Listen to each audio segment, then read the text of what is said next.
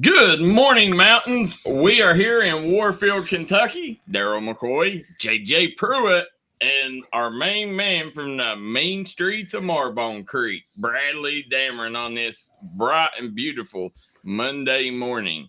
Guys, how you doing? I'm doing all right. It's nice and sunny, or actually, it's really dark and rainy. But the mean streets of Marbone, never take a rest. So here I am. There you go. How's your morning, JJ? It's been pretty good so far. I got a couple of good hours of sleep in, and the roads weren't really that bad. So overall, Well, let me ask you: you drive from Man over here when you come to the studio. What do you listen to in your car? A variety. Usually late 90s, early 2000s hip hop, R&B music. So you're not a podcast guy? No. Me, I very rarely. Only time I listen to music is if I run out of podcasts. So if I've listened to all my podcasts, then I'll listen to music. But I'm a podcast guy. So who is your go-to favorite? Like, what's your favorite podcast that you like to listen to pass the time? You should know this by now. It's KSR. Well, I know that I know, but the audience. Definitely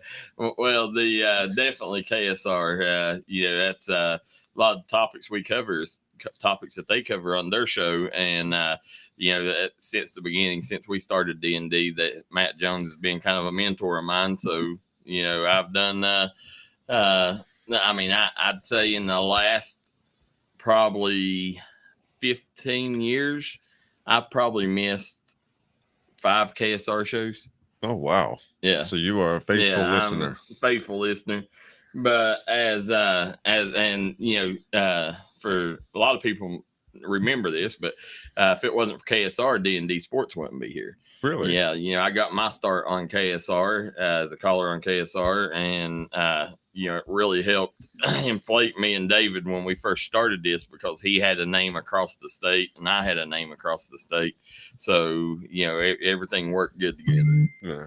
So I'm kind of excited. Today we will do our first volleyball game today. So we got Knott Central versus Floyd Central tonight.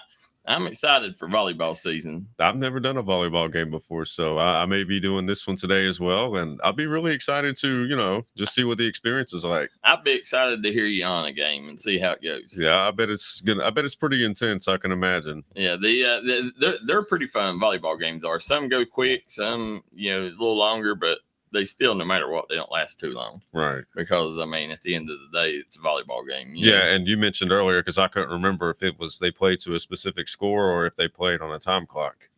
Yeah, they played to a Pacific score. 21, I think, is what they played to, right, Bradley? I'm trying to think. I thought it was 25. I thought it was 25 in the final set. Okay. But like, I've worked volleyball games before, volleyball matches, worked them in college.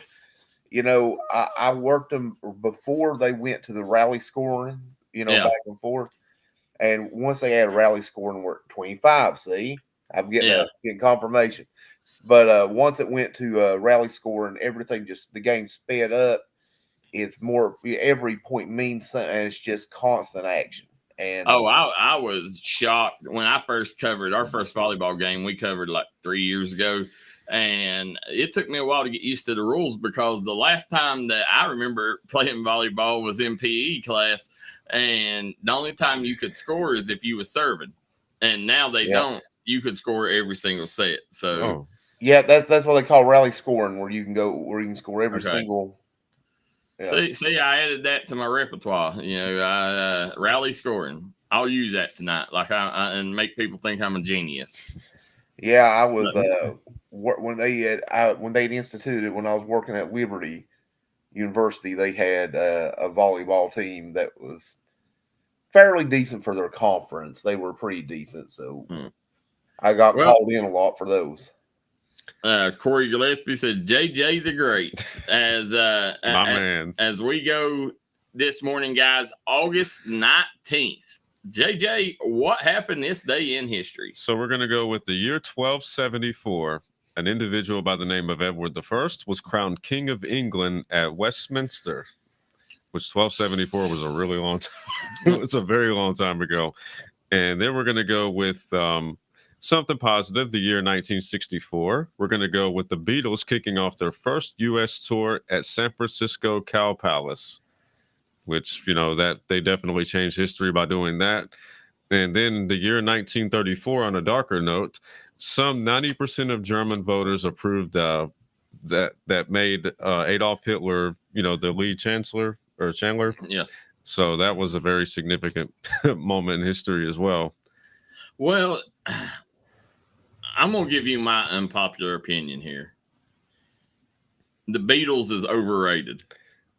A group that sold over 1 billion albums is I think overrated? they're overrated. I like a little bit of their music, but I'm not a big Beatles fan. What about you, Bradley? I'm not either. I find most of the not every Beatles song, but I find most Beatles songs kind of boring, to be honest. Nah, I agree with you tenfold. I would say that the renditions that other artists have done over the years of Beatles songs were a little bit better. But yeah, I wouldn't go as far as to say overrated. When you sell over 1 billion albums, you must have been doing something right. Hey, they sold a lot because they were unique sounding at that time. Well, you got to remember this. Like, the Beatles was, the first on the scene to do what they did. Mm-hmm. But if you go back, you can see why they sold that many copies, because do you not remember how beloved the Backstreet Boys was when they first come out? Yeah. When they were the boy band? they was. I would say that's a bad comparison, because the Backstreet Boys. They're both boy bands. I mean, they didn't. The Beatles composed their own original music, their own original lyrics, whereas the Backstreet Boys, they had somebody writing their stuff for them. So I would say the comparisons. No, the comparison's there, because it's still. I'm not talking music wise. And I'd be one to say the Backstreet Boys' music is better than the Beatles. I mean, I'm a Backstreet Boys fan, but I don't know if I would go that far. I mean, if I'm at a karaoke bar, I'm definitely choosing the Backstreet Boys over them. But I wouldn't say they're better. JJ, listen, I know what you're saying, but go back and watch those old videos. The Beatles out there, or whatever, their little boring stand there strumming their guitar, and watch those little teenage girls go, ah! Yeah. And it is. Yeah, maybe the Backstreet Boys are more produced. The Beatles had did more of their own work and all that, but it was the same type of effect, man. It's the same type formula. Of effect. Yeah, it was just the craze, the boy band craze. Beatlemania is what they called it. Yeah, I mean, at the end of the day, I could see why they sold that many copies. And like I said, Backstreet Boys. I mean, I would listen to them over the Beatles myself, but at the end of the day, you could see, like, look how many copies they sold too, and their music wasn't going down in history in any Hall of Fame list. So, but I would say the Beatles have held up for the last 60 years. I mean, the Backstreet Boys, they're still well known, but I don't think that they've held up as well as. But remember, the Beatles was the first on the scene, though. So everybody old remembers Beatles. They had some really good music, though. I mean, well, I'm gonna give you one. 1909, first race was held at Indianapolis Motor Speedway. Oh, wow. Huge day in history. Indianapolis Motor Speedway started on a dirt track, and then 15 years later, they laid brick, and which that's where they have the Brickyard 500. And correct, Bradley? Well, they have the Indianapolis 500 and the Brickyard 400. Yeah, Indianapolis is for the Indy cars, the Indy 500, and then the Brickyard 400 is for NASCAR. Yeah, and the Brickyard, if you notice there, and I could be wrong, but I don't know if it's still there today, but they still used to have a little strip of brick. They do, right across the start-finish line. Yeah. So definitely a big day in sports history there with that. Yeah, and I tell you, Darryl, if you're a motorsports fan, you do owe it to yourself to go there once to watch something, because it's a unique viewing experience.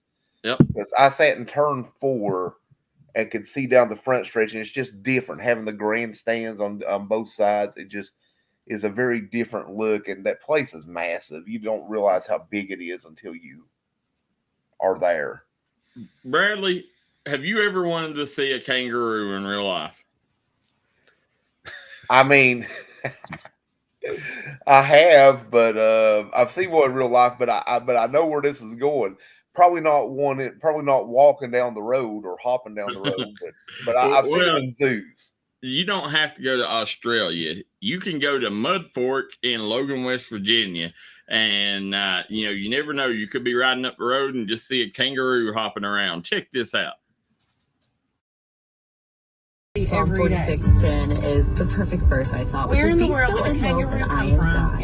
I'm Ashley Till. It's the message. Take a breath. And all the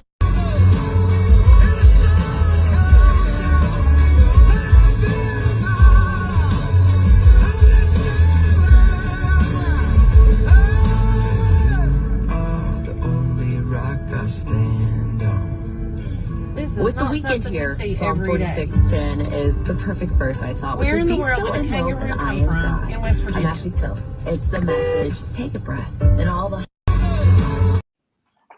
I kind of feel sorry for this old guy. People shouldn't have blew the horn at him. I think it startled him. No, don't blow your horn at him. Also, not to mention, I know I read some posts. They said that kangaroo was kind of tame or whatever. Listen, those things will mess you up. Yes, they will jack you up. I'm not about to square up with a kangaroo anytime soon. But I mean, come on, man, that's kind of wild. West Virginia is one of 3 states where it's legal to own a kangaroo without a permit. Oh, I didn't know that. There are only 3 states. It's West Virginia, South Carolina, and Wisconsin. There you go. You learned something today. You don't even need a permit. You just find you a kangaroo, buy it, and by golly, you can raise Mr. Hoppy in your backyard if you want. How is that even possible? Like, I've seen bears and deer, but that doesn't make any sense. I mean, a kangaroo. Well, he was a pet of somebody up in the Mud Fort there. He was a pet, and how much does a kangaroo cost? Like, what do you pay for them? Like, what do they retail? I wonder how much. Yeah, I'd like to know how much they cost. They cost about $2,500 for a male and about $5,000 for a female. Oh wow, that's it. I mean, that's what I said. More than that. And couldn't you imagine? Couldn't you imagine that kangaroo? I mean, he was probably just hopping down the road looking to see other kangaroos, and not knowing that he's never going to see a kangaroo here in southern West Virginia. Poor guy. Crikey, this doesn't look like the Outback. Wait till you see a Facebook post. If anybody see my kangaroo, please let me know. I'm offering a reward. I would like to see where the guy keeps this. Like, is it, because a kangaroo, you would think that there wouldn't be any kind of fence that could keep him in. So do they keep him in a barn, a stable? I don't know. I was reading. I guess someone accidentally left a gate unlatched. Well, I wonder how high the walls have to be on a fence to keep him in. I'm not sure, but again though, man, what's the vertical on a kangaroo? I wonder what the food bill is, Darryl. I would like to know that too. I'd like to know what do you feed them? What does it cost to keep up? I'd like to know all that stuff. And this guy, I'm sure he could find a way to feed it if he would, just offer, a viewing or somebody come up and pet it or something. He could probably make money enough to feed the animal. What's the vet bill look like? Yeah, I'd hate to know that. Or how are you going to get it to the vet? Like, you're not going to be able to put it in your car. I mean, probably got a cow trailer. Yeah, probably a cow trailer. But interesting. If anybody's seen that's watching the show, please let us know if you happen to see that kangaroo on that day. Definitely be wild sighting. But go ahead. And if you happen to be the owner of that kangaroo, please contact us. We have questions and we want to know. We're actually genuinely curious. Yes, if anybody knows the owner, please have them connect with us on the Startup Morning Show here. As we get started, guys, did you guys see Noah Lyles? Sorry, I heard something outside and didn't know what it was. It sounds like it's pouring the rain out there. Thought it was a kangaroo. Thought it was a kangaroo howling. But as did you see where Noah Lyles is I guess Tyreek Hill says he can beat Noah Lyles in a 100-meter race after Noah Lyles finished third, said he was sick. Tyreek Hill, aka Cheetah, says that he can beat Tyreek Hill. Tyreek Hill responded on Shannon Sharp and Chad Johnson's show and said that if he's serious about it, said that he'll race him, and says that he ain't got a chance of beating him. Where's your money at on this one, guys? I think realistically, the only shot that Tyreek Hill would have at winning a race against him would be maybe a 40-yard dash, if that. I mean, a 100-meter dash. I don't think he beat him in a 40 because you got to think the 100 is, it's keyed on startup. Yeah, but also, somebody like Usain Bolt was known for not having the best start with the 100-meter dash, but he would always accelerate once he got to like the 50 or 60-meter mark. That's when he would leave everybody, in the dust. So I would say maybe he might have a shot to barely beat him in a 40, but 100 meters, there's no way. He ain't beating him in either one. What's your thoughts, Bradley? No. I mean, Tyreek Hill is extremely fast. He's not Olympic gold medal fast. I mean, that's a whole different level of speed. Now, maybe if he had trained for it for years, his whole life, all that, maybe. This is something I'm interested in, though. This is something that we would have seen back in the TV, back in the 70s, 80s. We would have seen this happen. And, they used to do stuff like this. Like I remember one video, Kareem Abdul-Jabbar, who was he playing? Dr. J, one-on-one. They used to make stuff like this happen. I mean, think about getting Tyreek Hill, Noah Lyles, DJ Metcalf. I'd throw in our girl from Kentucky that does the hurdles. I mean, think about getting all of them together on a track and how much money that would raise or how much they could make off that. Everybody would tune in, right? Well, back in the 90s, they actually used to do a dunk contest with different celebrities. Like they had Deion Sanders, Ken Griffey Jr., Barry Bonds. Yeah, I remember. I think even Mark Henry, the world's strongest man, was a part of that. So, I mean, we've seen stuff like that before. Yeah. Back in the 80s, early 90s, I don't know. Do you remember the wide receiver used to play for the Raiders a lot, James Jett? Yeah. At one point, James Jett was on the U.S. 4x100 relay squad. Oh, I didn't know that. James Jett was Olympic caliber fast. I mean, now, of course, speed times keep coming down.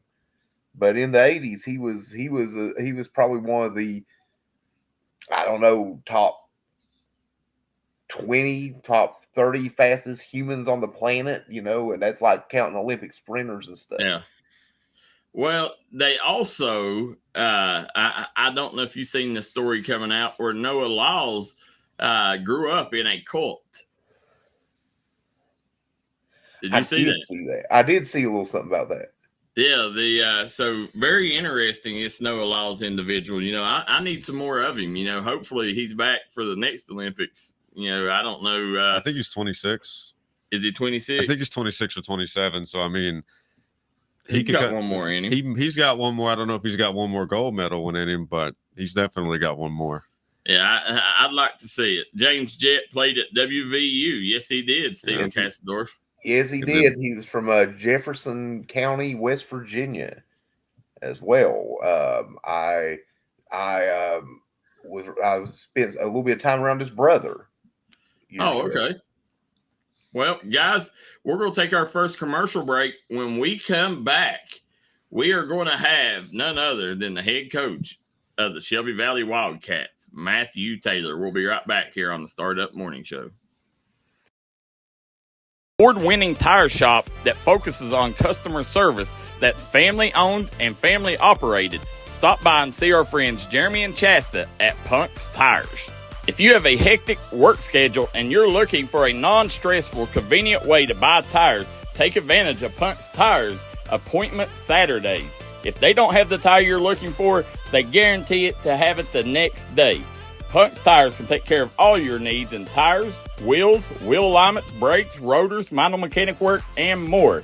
They'll treat you like family from the second you walk through the door. Come see us in Virgie, Kentucky, or give us a call at 606-639-TIRE. That's 606-639-TIRE. Wear a lot of hats. There are coaches, volunteers, church members, neighbors, someone who's there when you need them, especially when you need them most. That may be a lot of hats, but they're all the perfect fit. Kentucky Farm Bureau, big on commitment.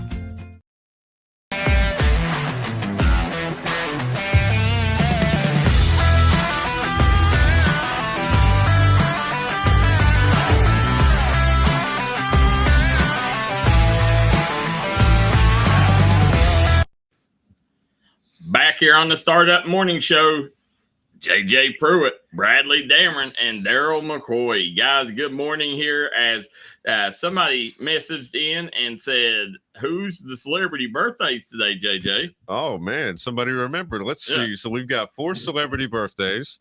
The first one that we have is John Stamos, also known as Uncle Jesse. Yeah. For those that are familiar with his work.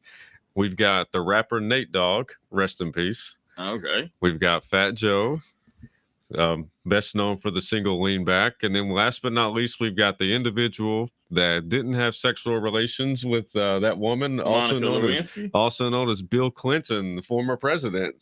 Well, we had a big list of birthdays today, and Bill Clinton, what was he? Was he 41st? Let's see. How many have we had? 46? I think so. Okay, so Bush won twice, which will be 42, 43. Obama won 44, 45. No. You don't count it that way. You don't count double terms. Yeah. I didn't know. I thought that's how they did it. No. Because Trump was 45. Obama would have been 44. Yeah. Bush would have been 43. So Clinton would have been 42. 42. Yeah. Because the first Bush would have been 41. Yeah. I could have swore Clinton was 41. Does it say 42? 42 according to Wikipedia. There we go. So as we're sitting here trying to contact with our guest here, guys, as this segment is sponsored by Punk's Tire. Punk's Tire, located in Virgie, Kentucky. As you see, JJ's rocking the Punk's Tire gear today, Bradley. Hey, we got the best Tiger man in the business. Still waiting on my Punk's Tire gear. I'm just saying. I'm sure Jeremy will get you one ASAP. Absolutely. I'll wear it, Jeremy. I'll put it right on during the show. There you go. We'll have to make sure that happens. As we're sitting here, guys, this it's funny that Punk's Tires hosting this segment because Coach Matthew Taylor coming in. We'll bring him in here. I don't know if his camera's on or not here. Coach, can you hear us? Maybe he's got to log in, log back on there. I don't know if he can hear us or not. But as we get ready to get started, there he is. There you are, Coach. There we go. We got it working. I was on the computer. Got it working now, though. Good morning, Coach. Morning. How are y'all? Good. Always good when we get to speak to you, Coach. Yeah, absolutely, man. So what? That's what I want to ask you. What class do you teach?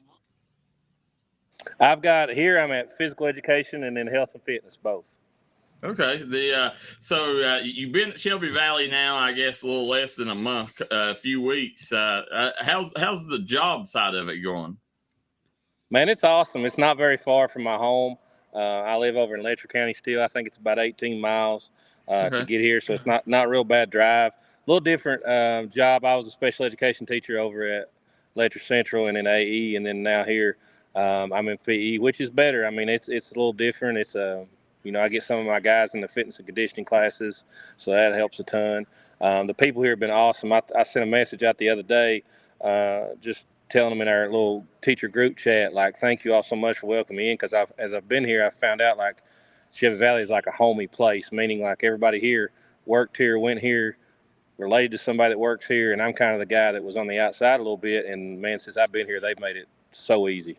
Like it's been awesome.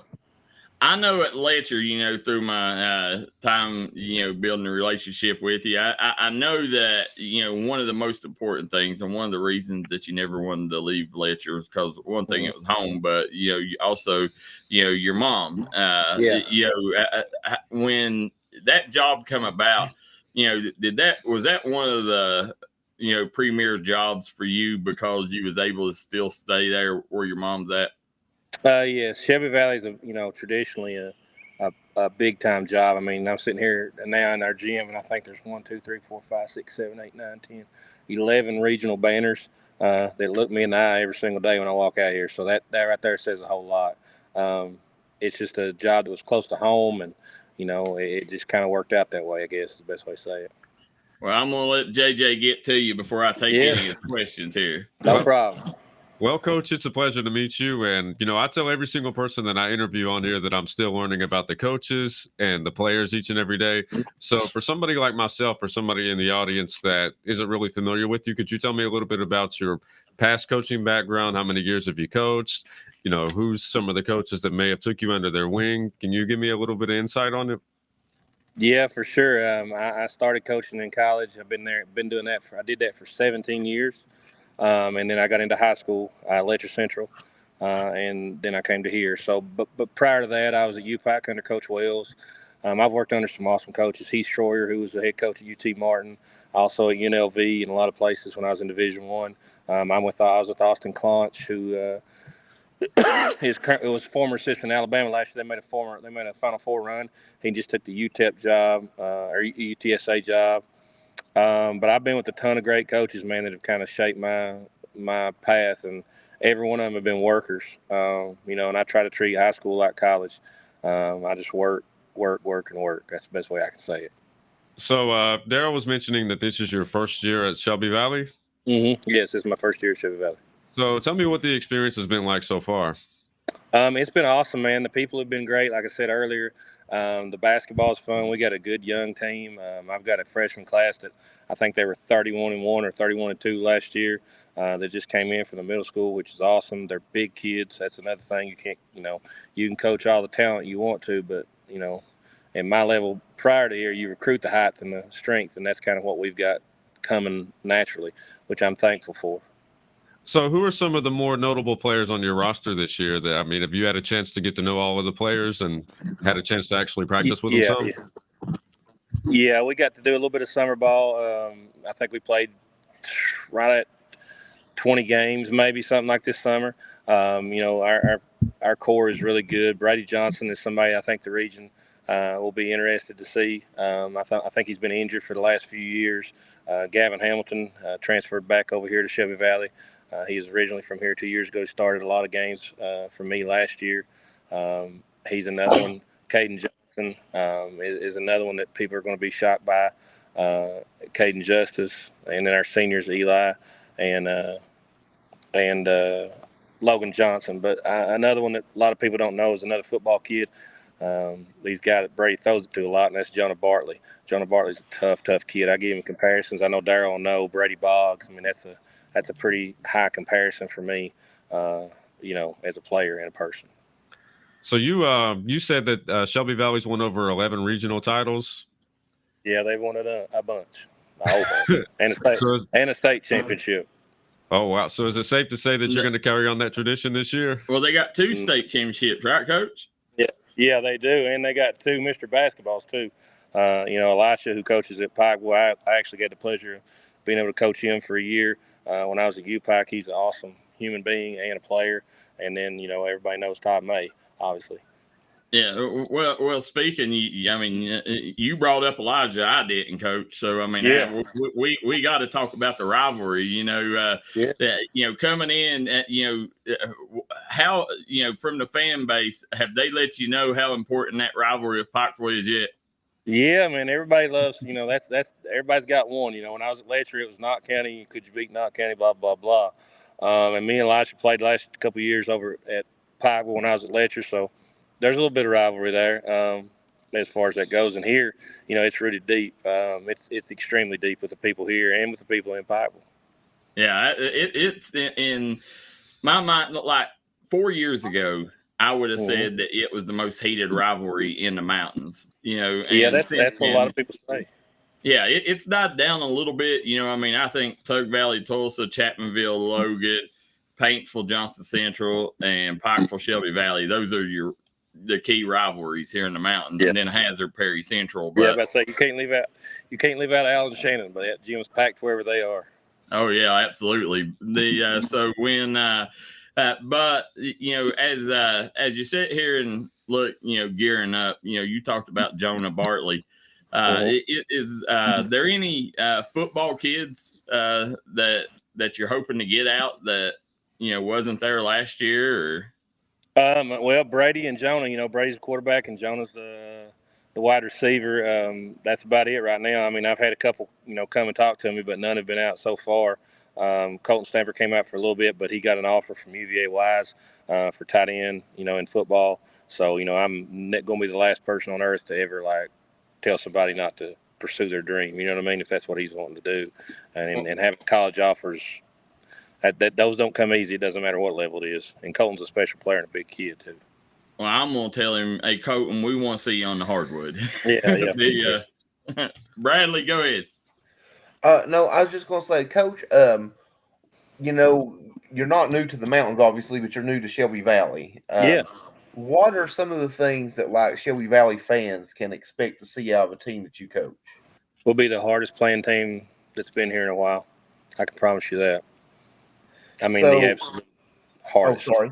I didn't mean to cut you off. The absolute hardest. We'll be there. Let's put it that way.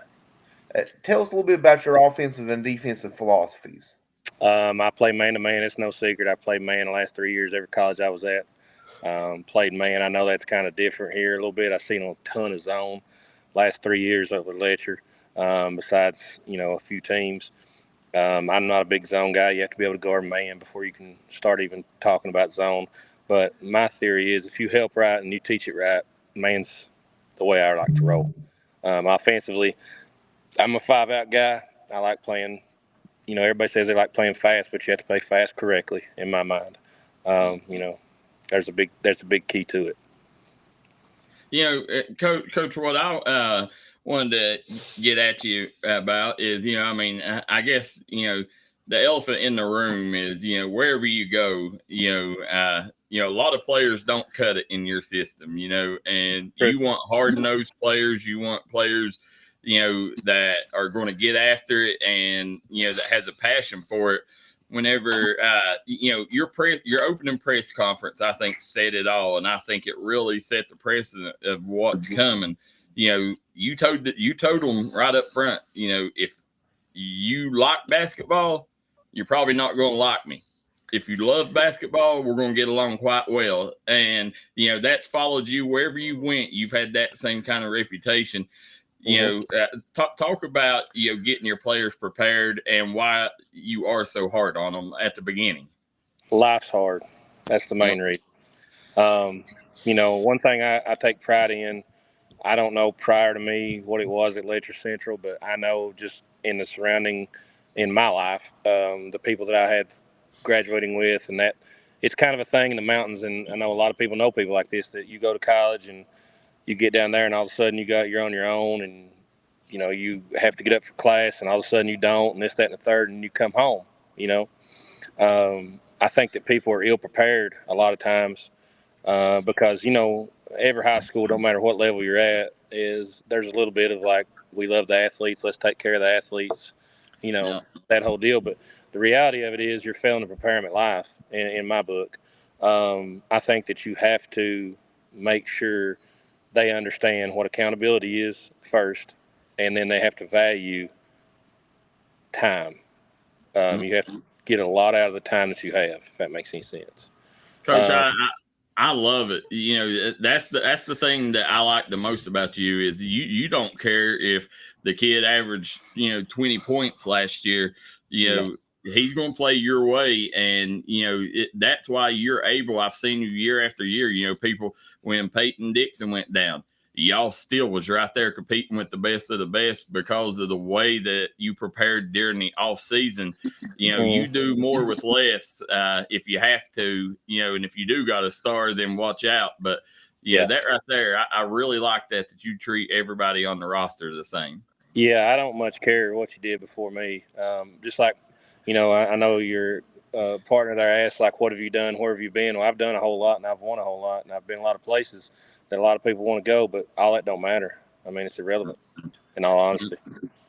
It matters what I've done from this point forward. And, like, these kids, it's like Peyton Dixon. Peyton Dixon, story I can tell about him now that he's a college basketball player.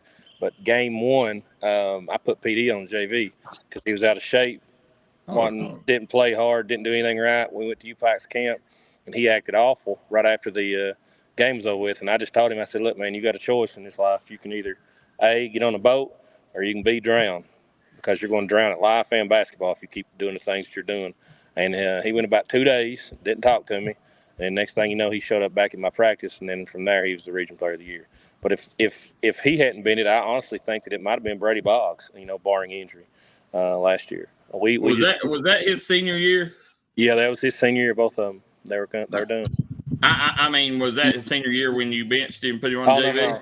No, that was his first year as a sophomore. He was not the PD you saw. He was about 245 pounds, maybe 250, something like that. But you could see it in him, like he'd fight and do whatever. He just couldn't fight very long. And you got to fight. You got to keep fighting.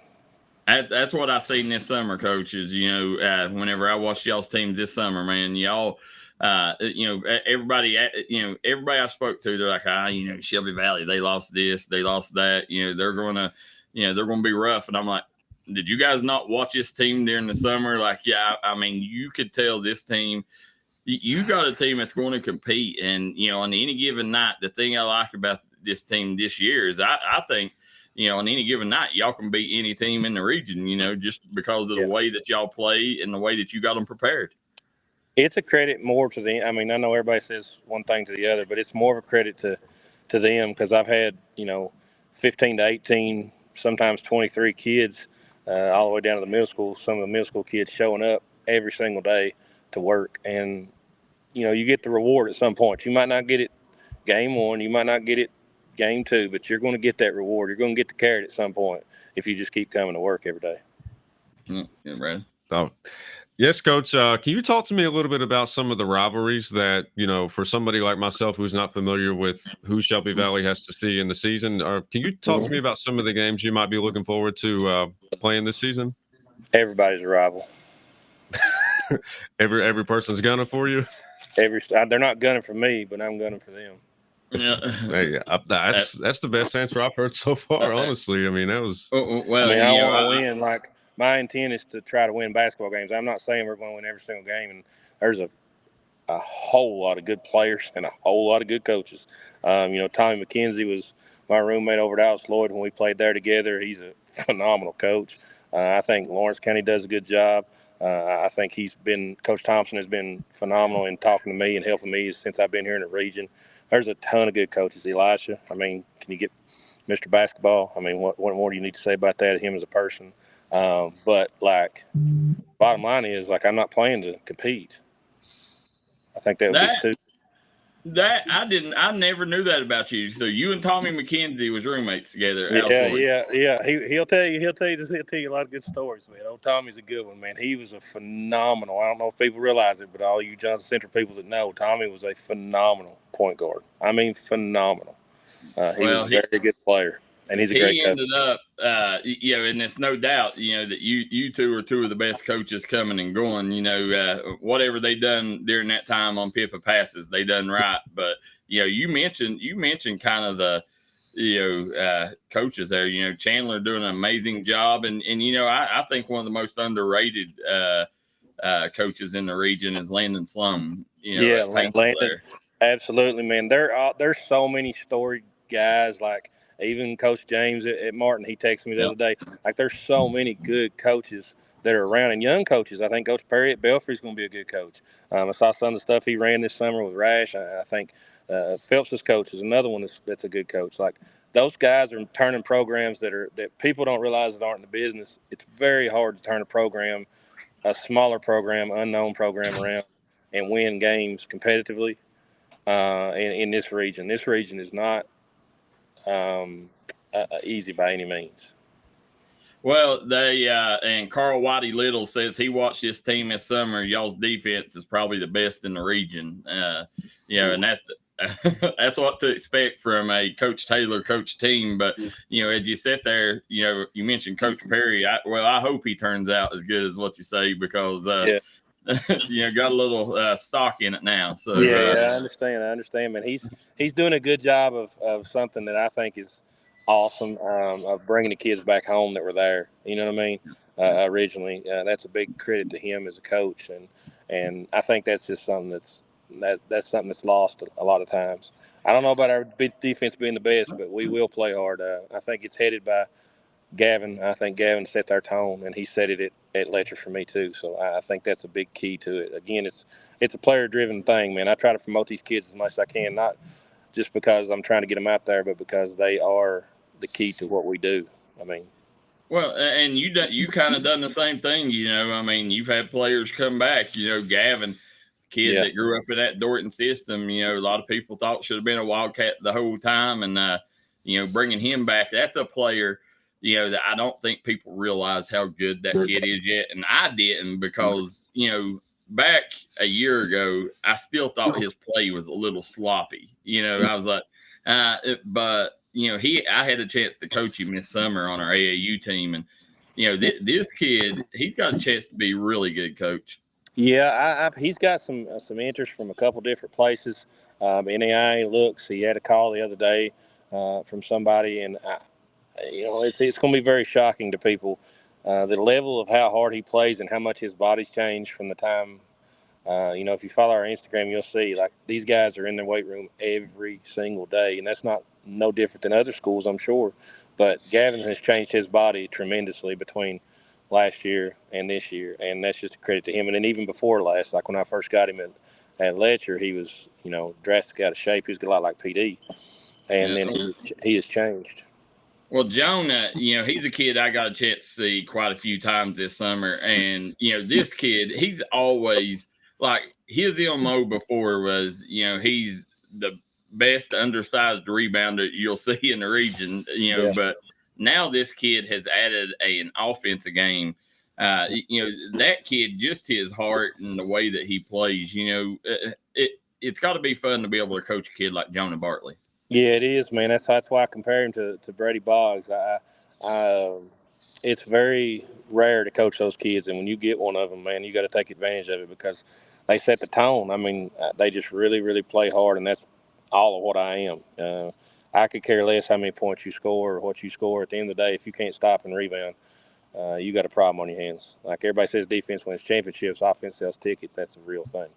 Yeah, well, and the thing that you'll learn at Shelby Valley too is you talking about a school that has great support system around them. I mean, you got people like Kevin Hall around there. You got the people up at Valley Pharmacy. I mean, whatever them kids need, they get. But talk about your inside support system. Have you had a chance to get your staff together, and what kind of staff are we looking at this year?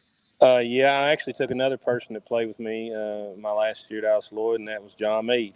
If you remember him, he's from the Henry Webb days at Shelby Valley. He's a great player over there. He ended up coming over at Dallas Lloyd. He was, again, a consummate point guard. Somehow, I was surrounded by really good players and point guards to beat the list, and most of the time they're very intelligent people. So John's about it. Right now, I haven't gotten anybody else on staff.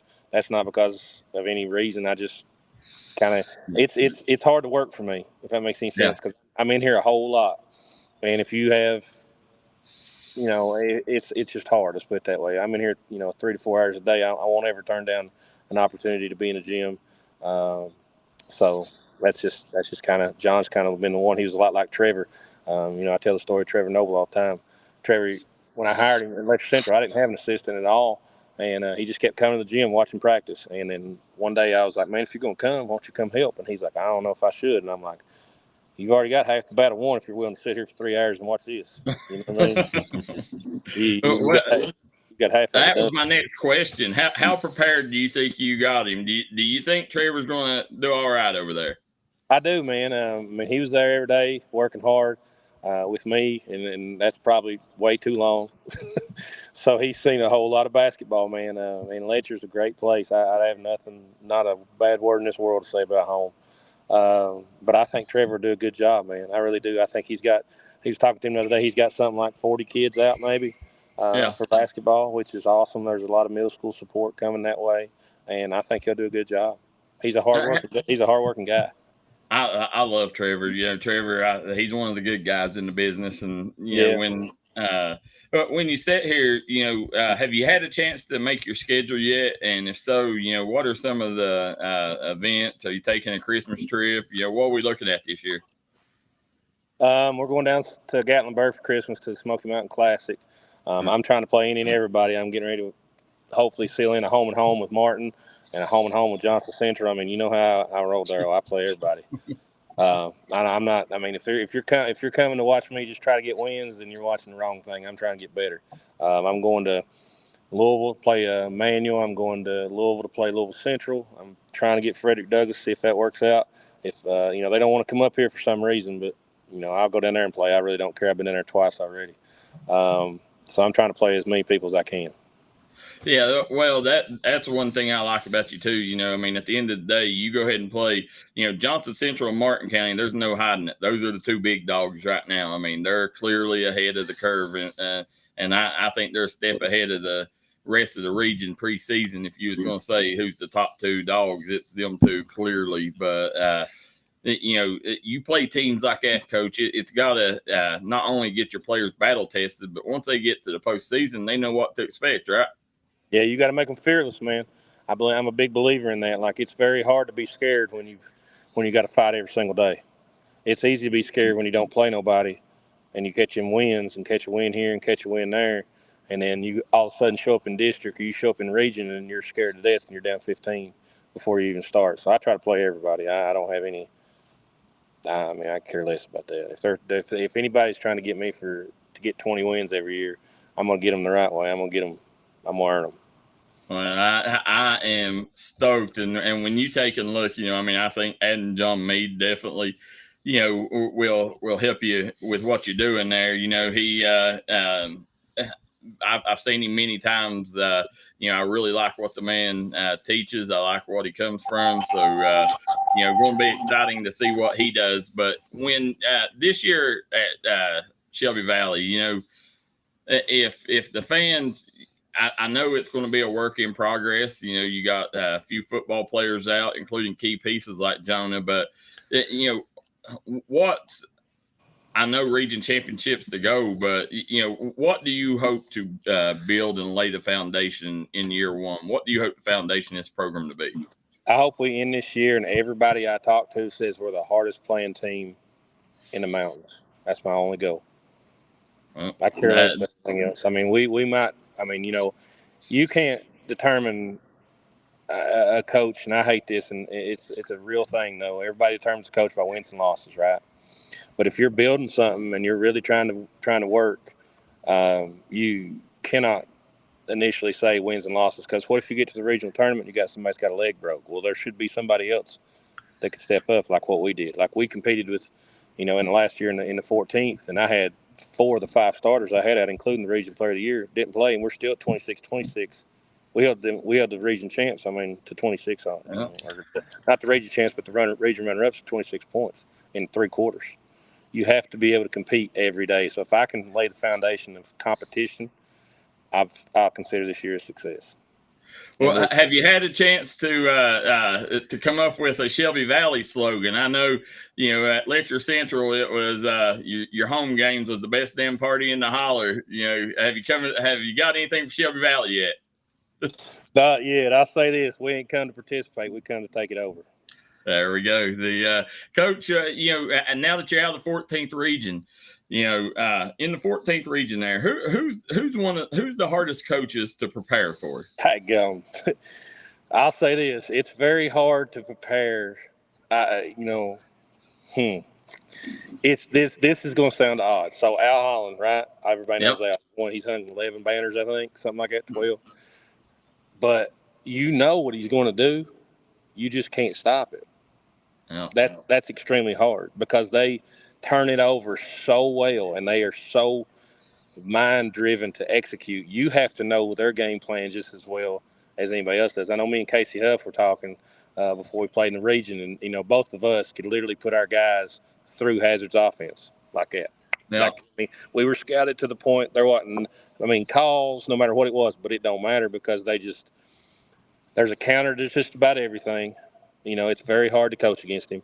I think Shannon and those godforsaken shuffle cuts that I had to go get, those really get you too, especially when you got big dudes that are willing to execute. Kaiser's a big kid.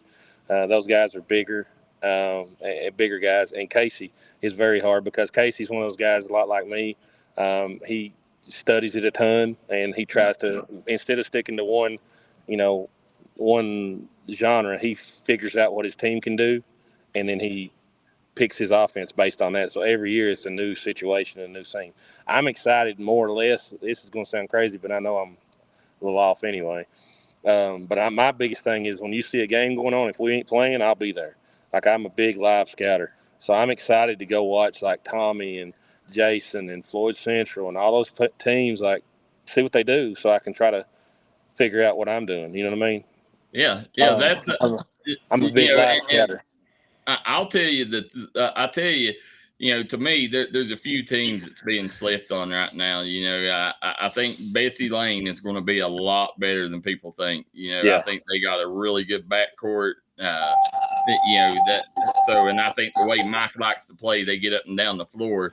I also think Floyd Central this summer looked a lot better, and I thought they would. They like to turn people over. They use their length in forecourt pressure. I think they're going to be a little better than people think. And, I think that, people are overlooking, how good Belfry's going to be, which a lot of that's understandable because nobody's got to see them with the two new additions. But, I think them three teams out there has a chance to really surprise people. And I agree. That's the big difference in like the 15th and the 14th that I've found so far.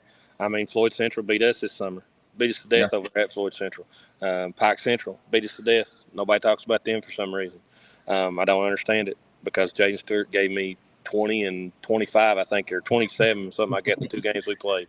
The balance of good is a lot different in the 15th than the 14th. Like the 14th is about the top 6 teams are right there.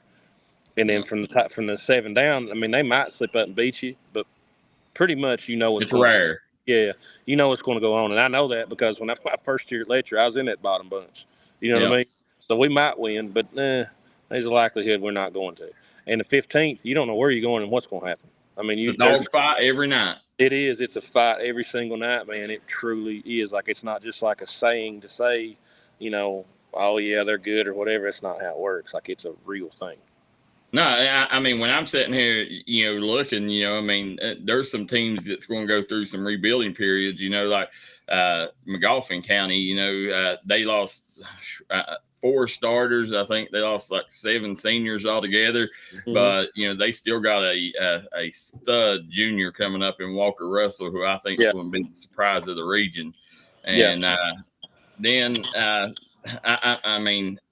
sitting here trying to think of teams. Prestonsburg, a lot of people think, they lost, 3 starters from last year, I think, but, you can guarantee it anytime you got a Braxton Keithley on your team, you got Connor Napier and them, like they're going to have a chance to win night in, night out. Prestonsburg's going to be a lot better than people think. And people don't realize that, man. They got somebody on their team that can get you 40 a night at any point in time, and that's not an exaggeration. That's talking about 40.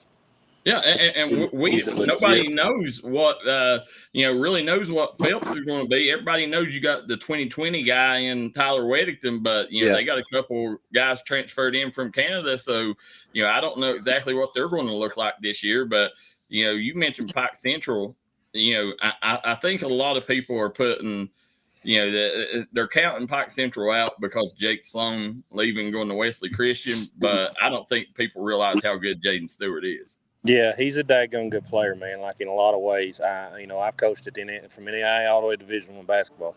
Jaden will go somewhere initially. If he don't transfer out of it, he'll be a 1,000-point scorer in college basketball. And if he goes to Asbury, I've seen Asbury and KCU, and I think Campbellsville, Harrisburg. If he goes to one of those places and stays 4 years, he'll be a 1,000-point scorer. I agree 100%, Coach. Well, Coach, it's 9 o'clock. I know you got class coming up soon. Definitely, I want to get to. I'm going to give JJ 1, and then I'll ask you 3. Growing up, what player did you look up to, and what was your favorite player growing up? Obviously, everybody's was Jordan, but my second one is Jason Williams, hands down. White chocolate. Okay. Yeah, absolutely. Now the Jason Williams, you never know. Jason Williams spending a lot more time here in the mountains. You'll probably meet him sooner than later. Oh yeah, I've met him a couple times. I met him down in Orlando one time. We were playing down there, and we ended up playing at the Magic's Arena, and he was there. And then his son was actually playing an AAU game a couple years back, and I met him there too. Good dude, man. Great Real dude. Yeah. So as what's your favorite NBA and college teams? Who you support? Kentucky. I mean, I don't care if it's rifling. There you go. I'll be Kentucky. NBA, I'm much more on players than I am places. And it's just hard to, there's so much trade and moving around. But you got to go through. It's hard to look away from that red and black of the Bulls. I grew up a Bulls fan. I'm a diehard Knicks fan, so those are my two. Man, Knicks, you and Trevor Noble, buddy, you all are twins. Oh, I got a few 100-pound on him there, but I'm a little better looking, but I'll take that. I got you. Coach, you coached at UPike. Mm-hmm. Under the great Kelly Wells. How important is it for the community to go support that program? Man, UPike's the place that, to me, is obviously it's where I all started. It's very attached to me in a lot of ways. I mean, when you go to a place and you start out as a volunteer assistant like I did, just try to get in college basketball, and then you end up, being up all the way up to the top of the thing, and winning and doing all we did, it's a big journey that just don't ever leave you. I think Ty's doing an awesome job over there, especially recruiting mountain kids. A guy that I'm also connected with, assistant athletic director, is Bradley Yoder. Bradley's one of my best friends in the world. UPike is a place that people don't seem to understand the level of competition that's at UPike. The biggest thing that I think is lost around here in the mountains, and you can't get people to understand, is like, oh, why don't you take all these mountain kids? Well, there's the thing about it. The level of competition that you have to play against on a nightly basis in those leagues is a different world than what's going on around here. And that's not a disrespect to the going on around here. That's just these places. They're taking kids from all over the world. So for Ty to have the success that he's having with kids from home is pretty awesome. I mean, it really is. And I think those kids, even the ones that are really talented that go there, they see like how hard it is to compete at that level, and how good you have to be to compete at that level. I mean, there's a huge difference in let's say UPike and even Kentucky Christian, and that's no disrespect to either one, but there's a drastic difference in those two schools. Well, I think Kelly Wells changed the game there. Kelly got people, like UPike when Kelly was there, you was getting Division I leftovers, and Ty, he's kind of, especially with the conference switching conferences, he's kind of stuck to now. He's starting to recruit a lot more here in the mountains to where Kelly, he couldn't afford to take them kind of guys because he was getting Wichita State 6-7 guys. Yeah, you couldn't do it, man. We would hound the roads. I say that we didn't sleep a whole lot. Yeah. And we had a whole bunch of them, but they were a whole bunch of great players that are still, some of them still playing today. Can I tell you my favorite player to come through there? And you was coaching then too, I think, was the kid that come over from Morehead State. I think his name is Butch. Bruce, yeah. Bruce. Yeah. I got Bruce. He was actually my kid. I brought Bruce there. He was at Morehead with Donnie Tyndall, and I knew him just being in JUCO. He was at Hutch at JUCO, and I talked to him a little bit there. And then when the Tyndall situation, kind of went left, and he ended up leaving, and he ended up still committing there, I think. And then he played for Sean Woods. Yeah. And then that didn't work out. And then I knew Bruce was special, though. I always knew Bruce was special, and everybody else that saw him too. As soon as Kelly saw him, I mean, it was a no-brainer that he wanted him. It was just a matter of getting him done. And I actually just talked to Bruce the other day. We got inducted, not the other day, about a couple months ago. Me and him and the rest of us that were on that team got inducted into the Hall of Fame at UPike, and I hadn't seen him in a while, man. It's good to see those guys in a long time. He's doing awesome, though. He's in Kansas City doing really, really well. Yeah. Good. Coach, we got a lot of college coaches that watch this show, and one thing, there's a kid that's getting slept on, and every time I go to these camps, I tell these coaches, hey, listen, you got to if you want the best of the best out of the mountains, a kid that will probably come here, all these in-state schools, I tell them, and it's like a shocker. Not many of them know about him. How good is Evan Eversole? Evan Eversole's a great basketball player. I think UPike is either offered him or they're currently talking to him, maybe a little bit. Evan he beat us, let's put it that way. I think it was 32-31 in the fourth, and he scored 8 straight and put us out of the region last year. He's a mismatch. He can shoot the basketball at a really high level for his size. But, I mean, it's like Al said, when I need a bucket, I just put him down there on the block, and he goes to work. He's a lot like Peyton, right? Yeah, he's a lot like PD. He's just not as bouncy as PD. That's the difference in the two. But he's bigger. He's about 6'5", legit. I mean, he's a big kid. PD's only about 6'2". PD's just a lot more bouncy. Yeah. But I think he could play 4 spots on offense, and he can guard 5 on defense. He's a daggone good player, man. He really can play. There's a lot of kids that get overlooked that can play here in the mountains, and the main reason is because they just don't get out there on the circuit far enough to find out, for people to see them at the right times. That's a big loss. Like, a lot of people don't understand the difference in a live period and playing AAU. AAU is one thing. A live period is 2 totally different situations.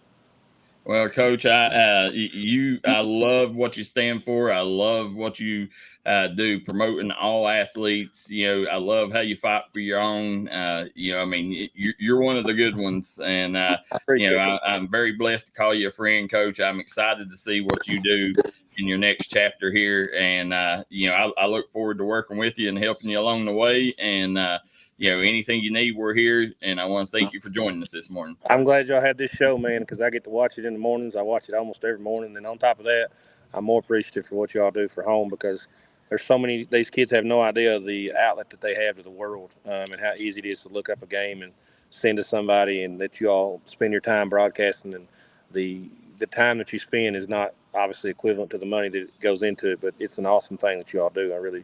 I think it's awesome. You're welcome wherever I'm at, anytime.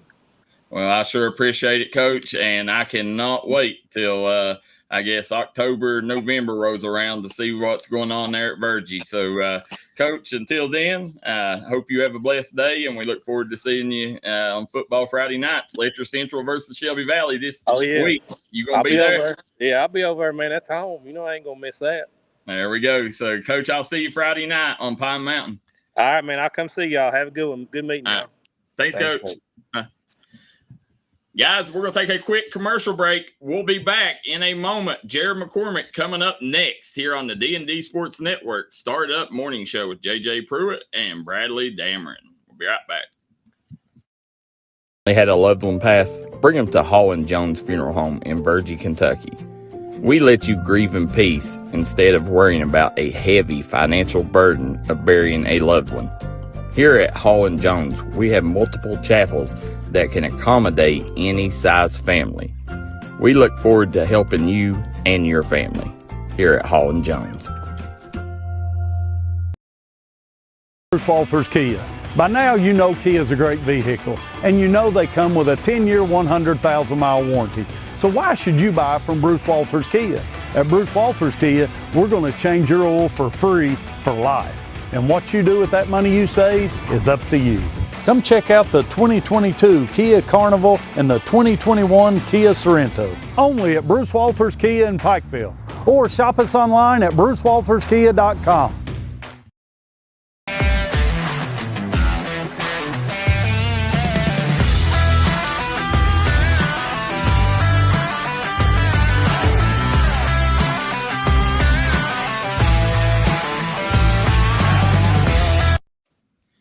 And we are back here on the Startup Morning Show. Bradley Dameron, JJ Pruitt, and Darryl McCoy.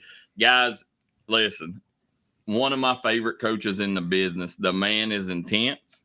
You know, he is he's intense in everything he does, whether it's coaching, the way he disciplines, the way he loves, his loyalty, everything about him is intense. That's one of the coaches that I'm truly glad to be able to call a friend, because the way that he carries himself, I'm in that guy's corner. Well, you could tell by the way, whenever I asked him to talk to me a little bit about the rivalries, he said everybody. Yeah. I mean, so that's what you get out of him. He's what you call a headhunter. Yeah. Just a great coach, Bradley. Absolutely. And, Shelby Valley's, I'm sure, glad to have him, and it's going to be a fantastic year over there, I feel. Oh, they're going to be the shocker in the region. You know, that people's writing them off because they don't have the big names. Nah, that team's the real deal.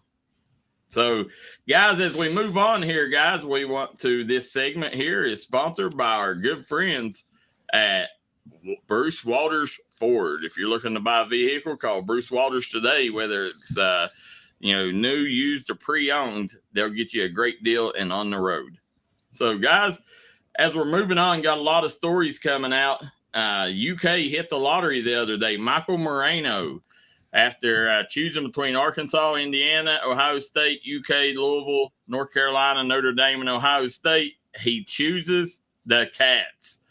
Big deal. And as we bring in Jared McCormick here, just a second, we'll let Jared talk about it with us. But Jared, good morning. Thanks for joining us. And we're talking about Michael Moreno here. Jared McCormick from the Williamson Daily News, head sports writer.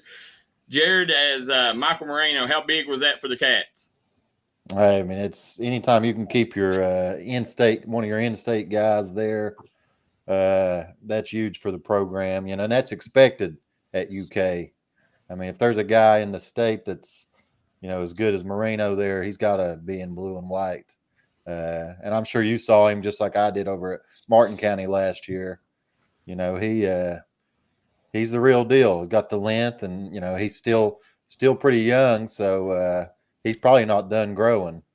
I'm excited to see what, Pope and company can do this year. Of course, he'll be there next year, but yeah, that's huge for the program to get him in.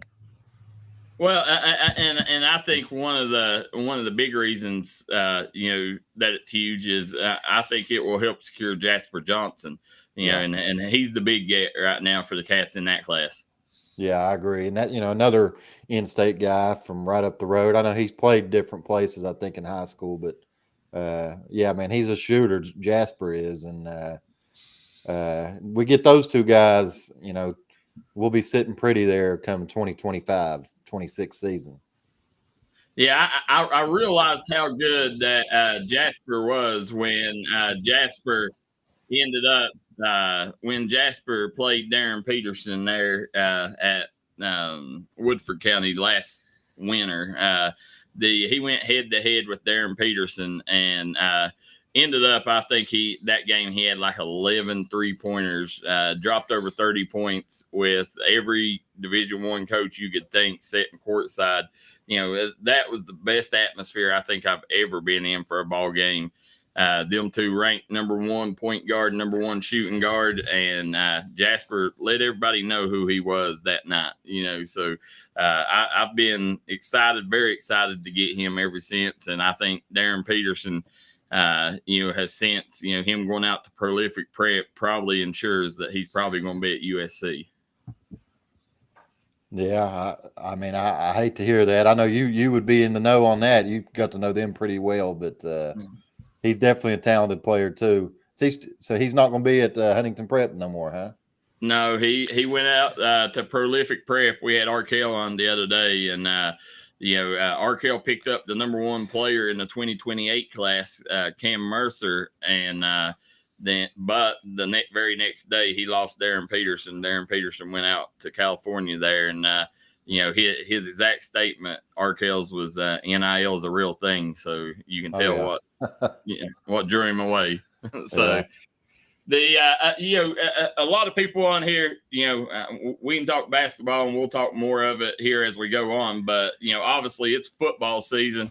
Jared, did you get a chance to go anywhere Friday night?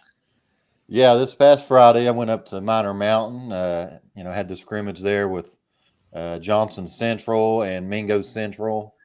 First time they've ever met up on the football field, whether it be, scrimmage or a real game. First time they've ever played, and it was kind of it was Mingo's first scrimmage, Johnson Central's second scrimmage, so there was a little bit of a advantage there. I felt like for JC having a week, a week up on the Miners, and it showed a little bit on the field. They JC ran the ball like they do. They gashed Mingo at times with some big runs. And, the Miners got some things to work out offensively. They got some good runs with Dylan Vance and completed the ball to LaQuise Struther there. But, they got some things to work on. And then, that's why you play scrimmages against teams like JC to see where you stand. You don't want to play somebody you're just going to walk over and not get a challenge from. And they definitely got a challenge. And, it was good to be back on a football field.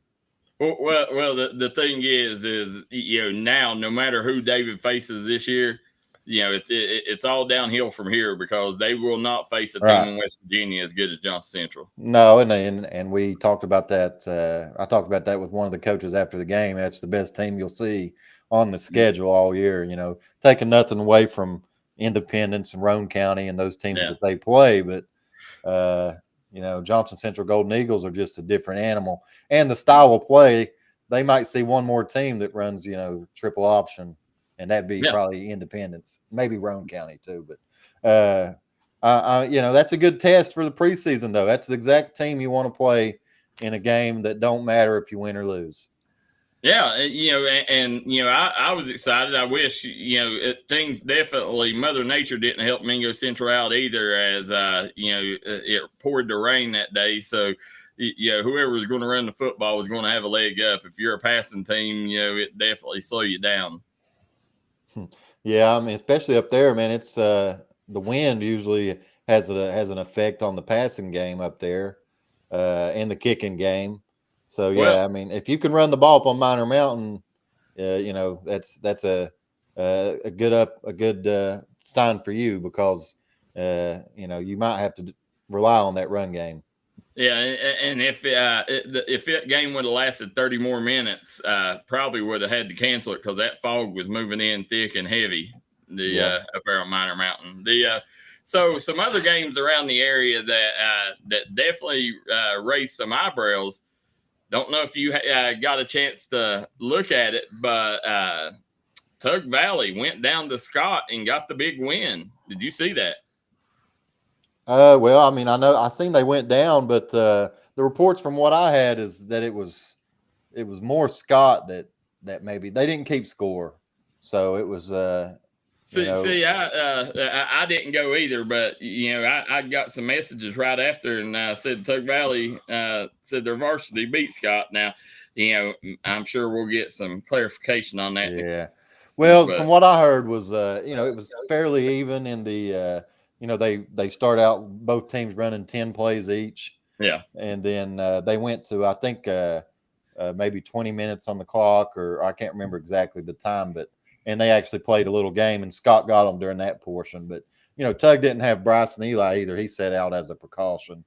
And that's, again, they're playing a team that's probably the best team best team they're going to see all year. And only good things come from playing a team like that. And, I expect big things out of Tug Valley this year in that new Class A. I know it got a little shook up again this week, but I still expect some big things out of them this year. Well, Carson Brenniger, if you haven't seen that young man, he's going to be one of the best kids in Southern West Virginia. So yeah, he's a stud. Speed, man. Yeah, the kid is quick, and so the other game that raised some eyebrows is I hear the Man Hillbillies got the best of the Wayne Pioneers. Yeah, I hadn't got a report from that one yet. Actually, Cameron Maynard, he reports for Logan Banner. He sent me that story last night, and I haven't got a chance to read it yet. But it wouldn't surprise me, man. Harvey Arms and the Man Hillbillies always have a tough-nosed team, and that's a good matchup in Wayne. The similar styles of play. I would say this, Darryl. Logan supposedly had a good go at things against Sherman. They scrimmaged on Saturday night. Those kids, Zayden Sherrod made a couple plays. Lucas Lambert, he's a freshman. He's going to be a player. And they had a slight edge on Sherman, who was a playoff team in Class A. So, some good showings for some teams down here in this area. Did you hear if a kid for Logan played Levante Kenny? I didn't see his name, but in the article that Cameron sent me, but don't mean he didn't play. I'll have to ask Can. Yeah, I'd like to see what that kid does, because if that kid gets things going in the right direction, that kid could be the best running back in the mountains. But as we talked about them too. Obviously, Chapmanville got a huge break on Friday whenever the new classifications come back out, and I think was they 11 more? Is that how many more got reclassified? Yeah, 22 total. 22 total teams that have switched classes here 2 weeks before the season starts. So on Friday, Chapmanville, in football only gets to stay at 2A. Guys, I don't know about you guys, but, I just this is not a good look, for the WSSAC, and the thing is this close to the season. I think at this point, they probably should have just scrapped it and said, guys, we'll try this again next year. Let's just go back, keep the same formation we had at this point, because, this screws everything up, because, if you're a team and you schedule Chapmanville thinking you're going to get, points for, facing a 3A team, and then now, you go down a class and you're not going to get them points. This affects a lot more than just the teams that got reclassified, right? Yeah, I mean, it could have a domino effect, really. Like you said, if Mingo Central just alone, just use them as an example. They play Independence, they play Chapmanville. Both those teams dropped a class. That could be a difference in a home game and an away game for Mingo in the playoffs, or even making the playoffs and not making it, depending on how things go. Losing out on that'd be 6 points lost right there if they win both of those games. So, and it's not just Mingo. There's other teams that played these schedules thinking these teams are going to be in a certain class. The only thing is this year, the WVSSAC, they did waive the rule that says you have to have at least a certain amount of games in your class to be eligible for the playoffs. So if they didn't waive that rule, then teams would be they wouldn't be eligible for the playoffs because they wouldn't have enough AA teams or maybe AAA or single A teams on their schedule. Go ahead, Bradley.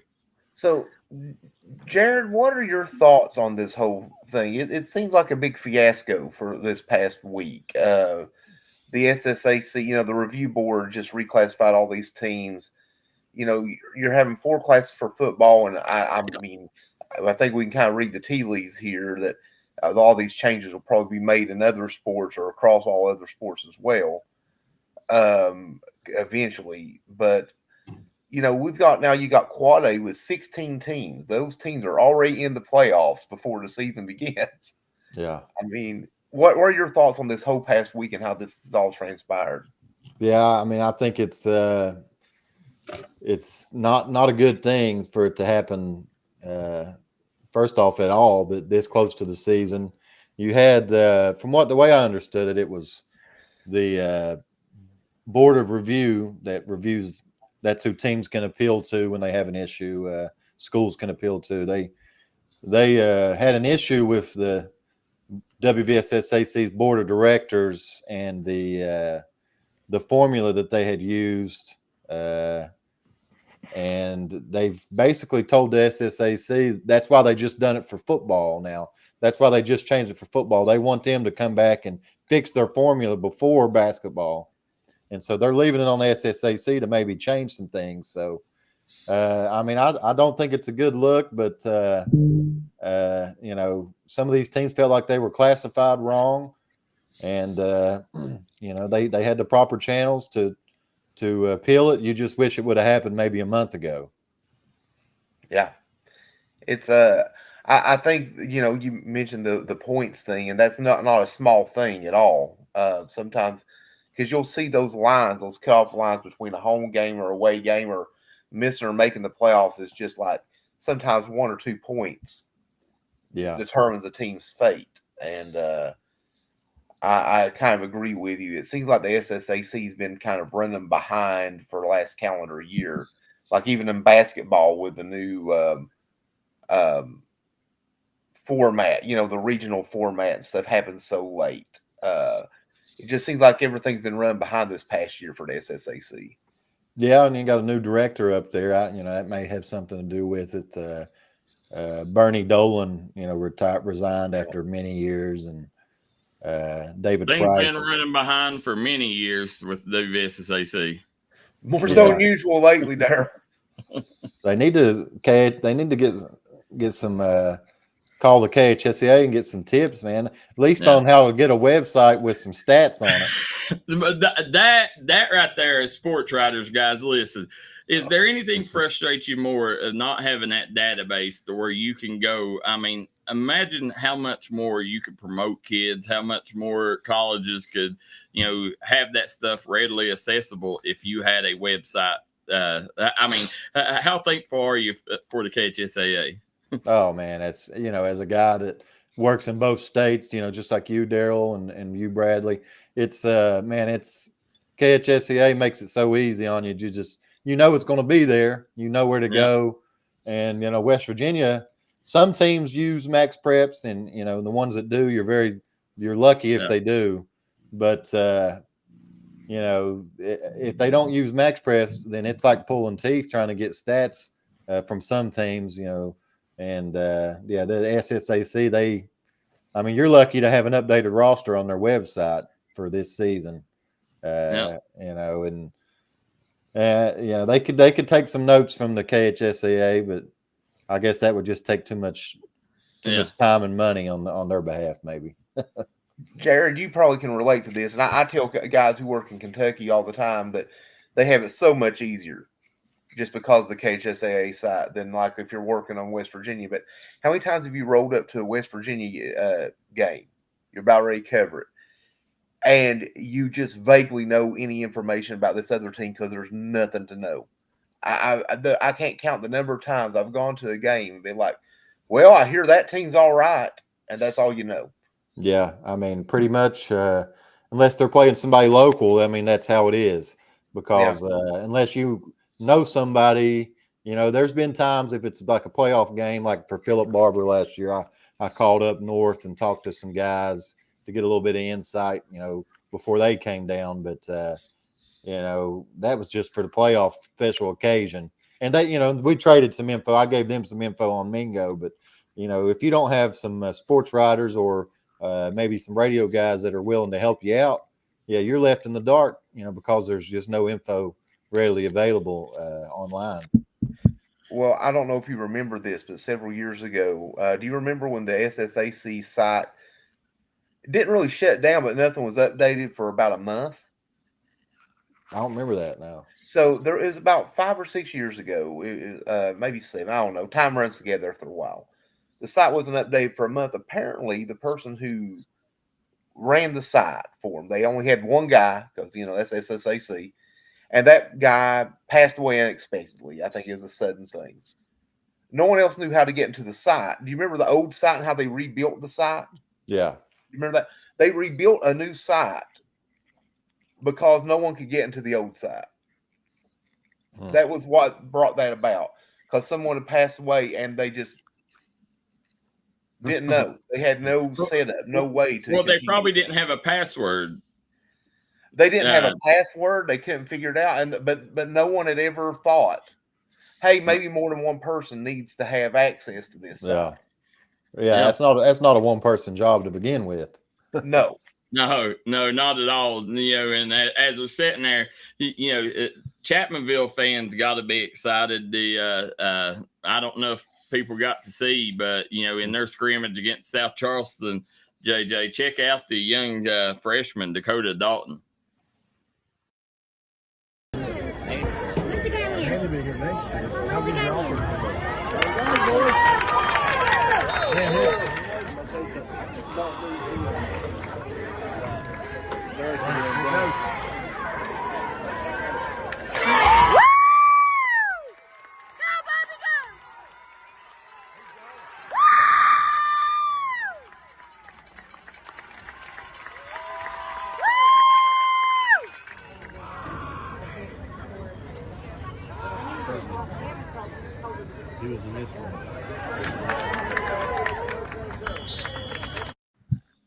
I mean, Dakota Dalton looked sharp, over 200 yards passing, only 2 incomplete passes. I tell you right now, Dakota Dalton may be the best quarterback prospect I've seen in Chapmanville since Brody Dalton. Brody Dalton, was kind of the last one that come through there. But, them two, I see a lot of shades of Dalton, but, I think pure pocket passer, it's going to be hard to find a freshman that can step in and throw the pigskin like Coda can.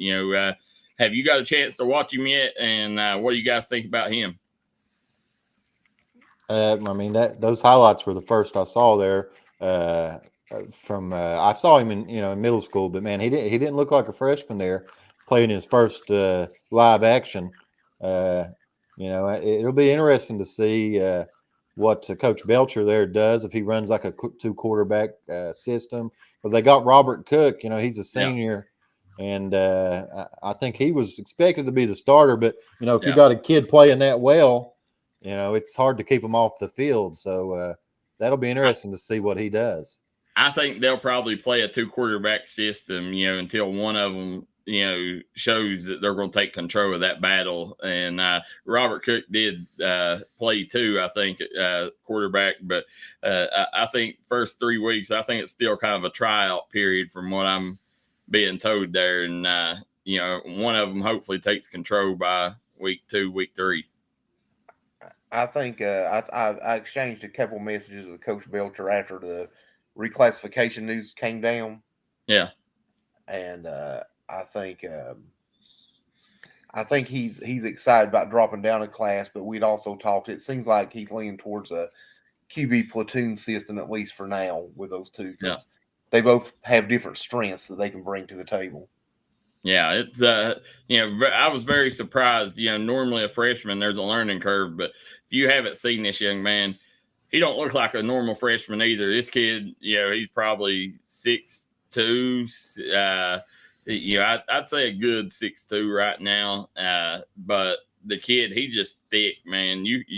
If this kid works on his game, and I know this is definitely putting it out there, but and this kid could be a Division I, low level Division I quarterback, and if he really works on it, who knows where you could go after that. But he's got all the tools, all the attributes. And the thing is, the kid's only been playing football for 2 years. See, I didn't know that. I know he's a basketball guy, his dad and stuff. But, yeah, man, only 2 years as a football player. And he looks like a natural. He must have played a lot of Madden. Yeah. Especially as a quarterback. Yeah. I mean, you got to think. I mean, the quarterback's the most difficult position. You got to be able to memorize all of those plays and get your timing down with everybody. I mean, that's for him to be able freshman. In 2 years. I mean, that's really impressive. So on the Kentucky side, things. I know Belfry played Perry Central on Thursday night. What are you hearing going on Pond Creek, Jared? Well, man, I'm hearing Belfry's going to be pretty solid this year. People kind of didn't know what to expect when they lost. They lost their two best ball carriers in Dre Young and Caden Woolham. Both had great careers, but they've got so much returning experience, and these are kids that Darryl, a lot of them started as freshmen. And now they're either in their third year or their second year, or you got some seniors that like Max Dotson, that's a 3-year starter at center, which is almost unheard of at Belfry. And, Chase Varney's a 3-year starter at quarterback as a junior, which definitely is unheard of at Belfry. JB Woolham has looked really good this preseason. People might not even, they might think it's Caden back out there watching him run. I'm telling you. Bo Wolford. Bo at left tackle is going to get some D1 looks. Yeah. Probably. He's just a junior right now, and man, their offensive line. I didn't get to go to Perry County, and I didn't get many reports. Belfry. One thing about their scrimmages is you won't see much, and you won't hear much. It's you got to take them with a grain of salt, but they usually don't look that great in a scrimmage. If you know Belfry. They work on a lot of different stuff, and they're not true Belfry. They don't have a true Belfry they looked a little rough. The first scrimmage they looked really good against Raceland, but I don't know about Perry now. But Raceland, I heard they looked a little rough at Perry, but Perry, they played on a grass field at the old middle school field, and Perry, they're a big school. They're a big 4A school, and at the end of the day, it's still during these scrimmages, they're trying out a lot of stuff. They're doing a lot of, Belfry passes a lot more in these scrimmages than they will in the regular season. And, I still think, guys, the kid that is going to be the surprise of the year, we all know that, about Ace Cottle, and we know about JB Woolham, but, keep an eye on this young man. There's a kid on each side of the ball. I think that on the offense, watch out for Tristan Chapman. And then on defense, I think Dante Davis. Yeah. Both of those kids are going to be, both sophomores too. Yeah. Dante started all last year, but then Tristan was going to start and play quite a bit, and he ended up breaking a bone last year and had to sit out. And that's another thing. Aside from who they got back that started last year, you got Caden Varney back, who was out all year with an injury, and Tristan Chapman. So, man, they're going to be pretty deep this year, Belfry is. And then at fullback, they got a 3 fullback rotation. J.J. Austin, he ran the ball quite a bit last year when Dre Young was dealing with some cramps and some other things. And then Hunter Hilton's going to get some fullback in. Everybody knows that Hilton name at Belfry. And then, Davis will be your other fullback. So, whenever they got three different backs, they can pound up the middle on you. That's Belfry. That's what they want right there, especially when they got the line that they're going to have. Yeah, I'm stoked. And, we had Justin McCoy on the other day.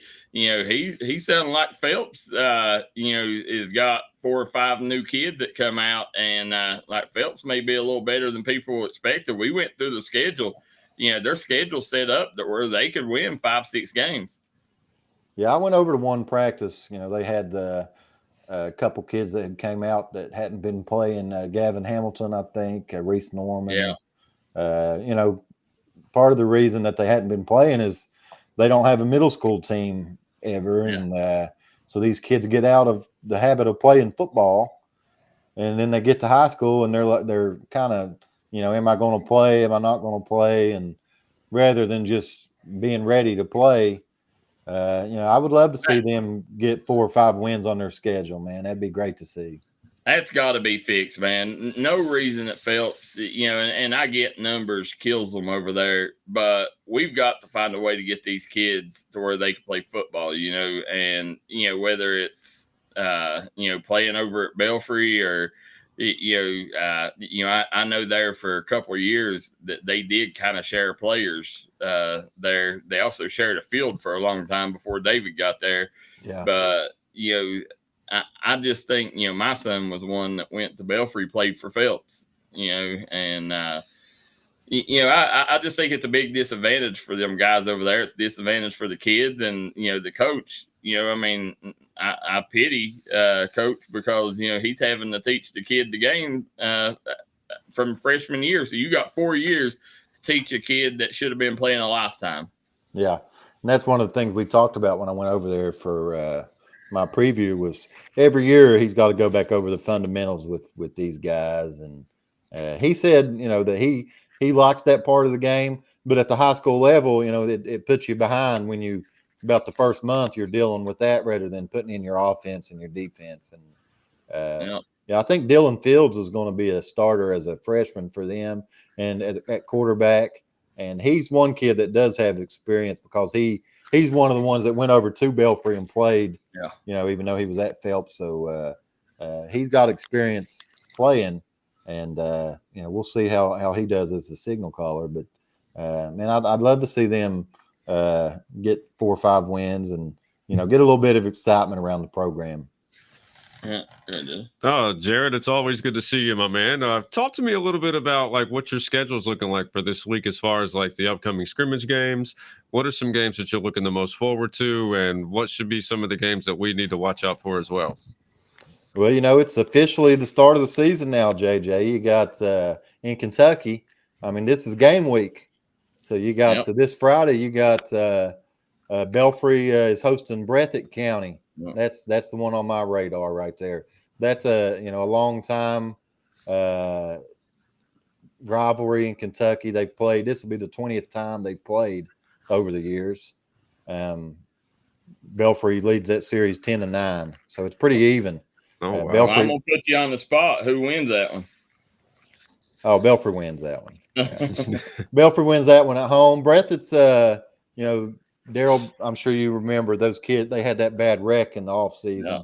Those Combs kids, both were starters. And there was another kid, Ethan Bowling, I think. Yeah. All 3 of them were starters, and awful wreck. Luckily, none of them. They're all still with us, but they're recovering from injuries.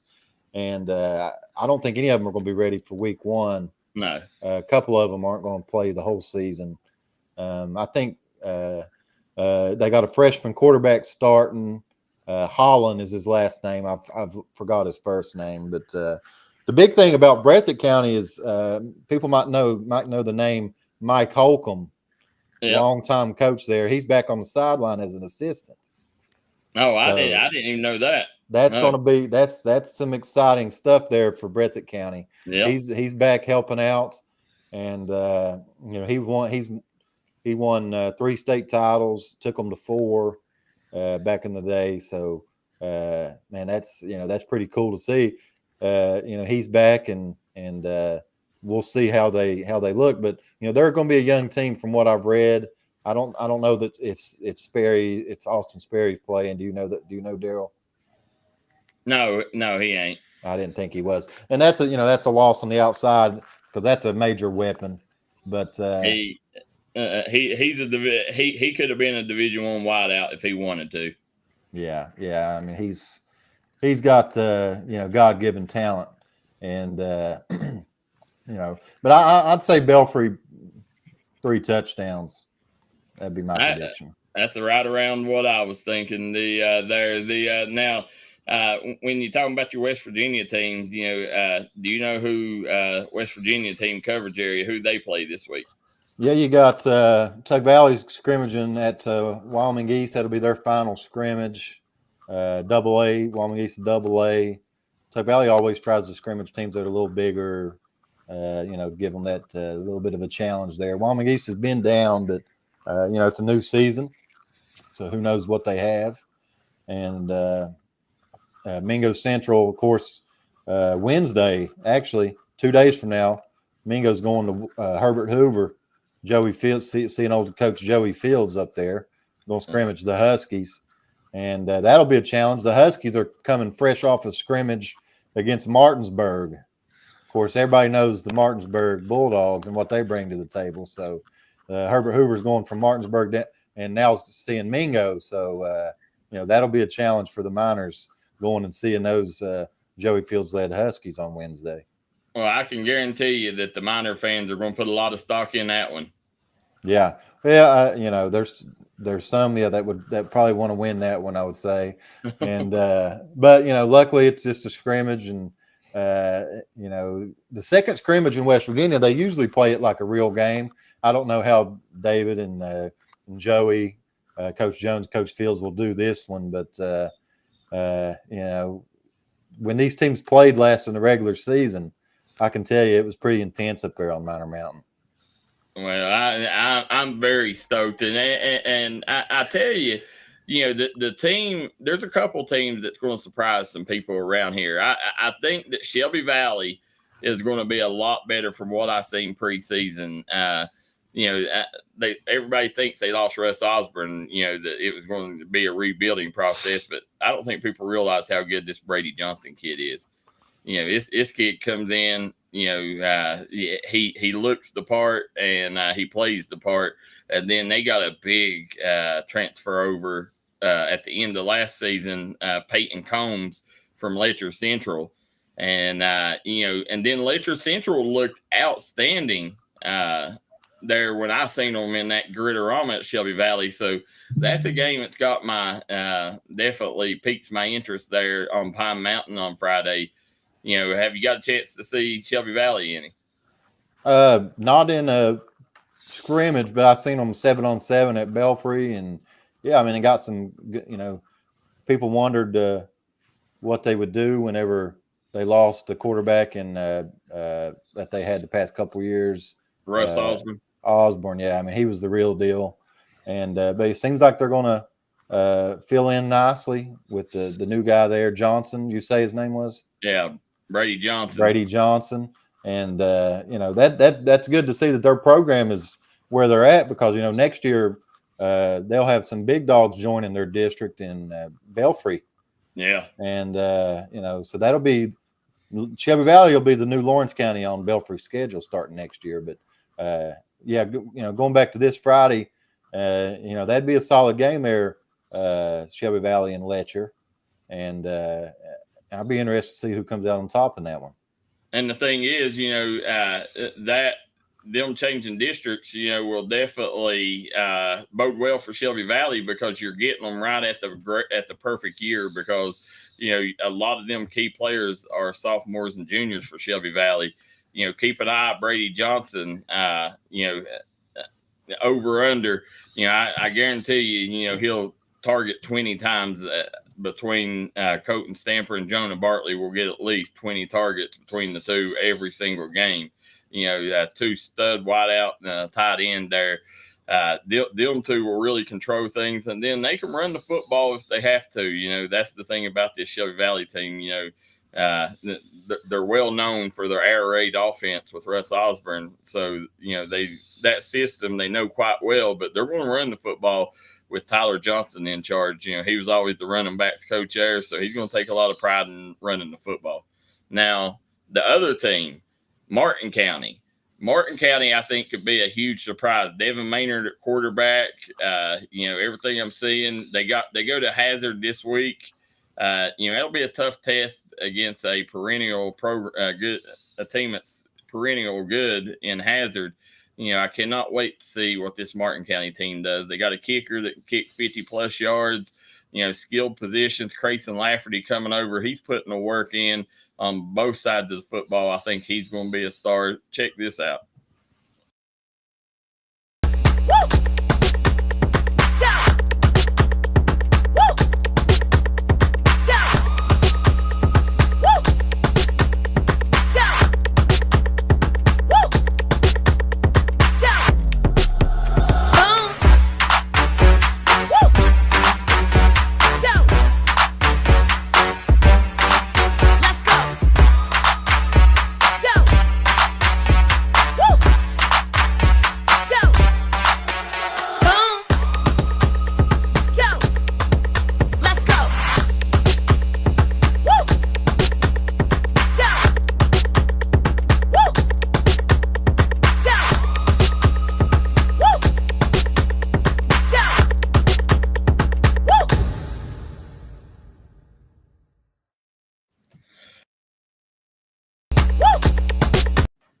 He led the state in tackles, guys, as a freshman at Paintsville. Comes to Martin County, and if you haven't seen this kid play, he's not, as you can see in that video, he's not a kid. This is a man that you're dealing with here on both sides of the ball. Crayson Bones Lafferty, this Martin County team, skilled positions in the trenches, special teams, they got it all. I think they could be the surprise of the mountains.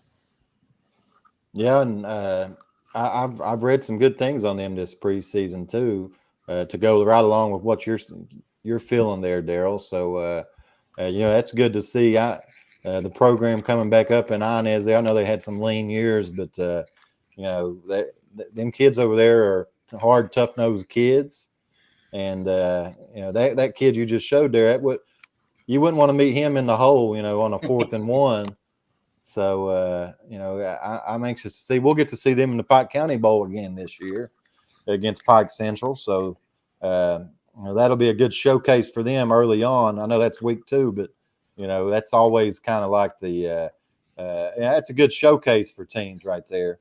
You can be on TV and, big crowd on hand. So, the Cardinals could make some noise again this year. Made it to the Sweet 16. If I'm not mistaken, last year. So that's maybe they can build on that. Yep. So as we're sitting here, guys, that's enough football. Jared, I know we're running late on time. We're gonna bring Jared back every Monday. But I wanted to get your thoughts on this last topic before we let you go here. Charles Barkley turns down $100 million to secure that the people at TNT are able to keep their job. He was offered a lot of money to go elsewhere with the NBA on TNT broadcast, but he decided to stay at TNT so they could still keep a show and keep being relevant in sports, and in return kept a lot of people in their jobs. How notable is this act by Sir Charles? I mean, that shows what he's made of right there, man. He's a very loyal guy. It seems like, to do something like that. A lot of people would have, the old saying, took the money and run. Oh. And Charles, TNT was good to him, and he's not forgotten that.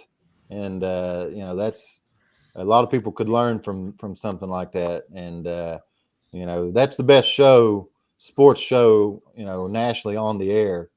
And sometimes I won't even watch the games, and I'll flip over and watch, inside the NBA. But yeah, that's awesome from Charles, and kudos to him, and hopefully something can change. There's a miracle, and we'll get to still see them after this year, but it's looking like it's set in stone. Flipping over to NBC. Yeah, I told these guys the same thing. I said, regular season NBA doesn't really pique my interest. So, I normally, when I got home, I'd always wait till the games was over and turn it over to NBA on TNT and watch them guys. So, I hope, I don't know how many people, like if they didn't have a game before it, how many people would still watch, but I hope they find a way, to still have that show, or, do something. I know TNT is taking over the broadcasting for the Big Ten basketball network. So, you're going to see Barkley on a lot of that stuff. But, this is just a huge, for somebody to turn down $100 million this day and time is huge. And, I think Barkley will be forever remembered for that, because a lot of them people, I'm sure the last 2-3 months have been hectic, wondering whether they're going to have a job or not. And Sir Charles comes through in the clutch. Yeah. And it's like, well, I mean, the original offer was $200 million. So it's like, at that age, I mean, 100 should be plenty to take care of your family in the foreseeable future. Yeah. And on top of that, I would imagine he may have some endorsement deals as well. Yeah. So he's making plenty of money. Go ahead, Bradley. Well, and I've heard him talk about like the crew at TNT, not just the people on set, but like the camera operators, production people.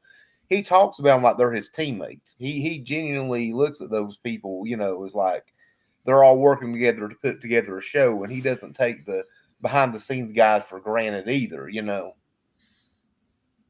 Yeah, no, I agree 100%. And we got a lot of comments coming in. Said Philip Smith said NFL players go over fundamentals every year, such as the nature of sports. Gideon Jarvis, his cook should start. He's solid, but the best thing for Dalton will be to get some JV reps, get a feel for varsity play. He will come out firing as a sophomore. Gideon Jarvis says Dalton going to be a stud for the orange and black. Also says situation is a disaster. However, what makes trying to find what makes so what they are saying is they lost the X amount of points, which is true by potential points. Best answer to this: go out and win, and winning cures all. So he's talking about the classification stuff, but you know, as we're sitting here, you know, Jared, Friday nights, you know, let me ask you this. Last question before I let you go here. You know, I'm a basketball guy. You know, I love basketball. You know, that's nothing. I'm a guy year round. I'm always doing something with basketball. But you know, there's something different about Friday nights, man. You know, all eyes are on one spot in that community on Friday nights. You know, during basketball season, you know, I mean, things are going everywhere. There's so much going on, but you know, is there any sport that you like covering better than football, and what makes football Friday night so special for you? And I think what makes football such a big deal, and you know, everybody loves the contact and the big hits and the action, you know, the big plays, and but you know, the big thing about it that I think is why part of the reason it makes football so popular is you only get it one time a week, and you know, one time a week, this big game, we talk about it all week, the build up from that, and that's the pro, college, and high school level. You know, one game a week that everybody's thinking about. Can't wait for Friday to get here. You know, basketball, it's, you know, 2, 3, 4, sometimes 4 games a week, and you know, the season's long. You got 30 games a lot of times, and baseball's, you know, they play almost every day. So, Yeah. you know, football is just something special about, like you said, Friday nights. Everybody's ready. Everybody's got their jerseys on at school.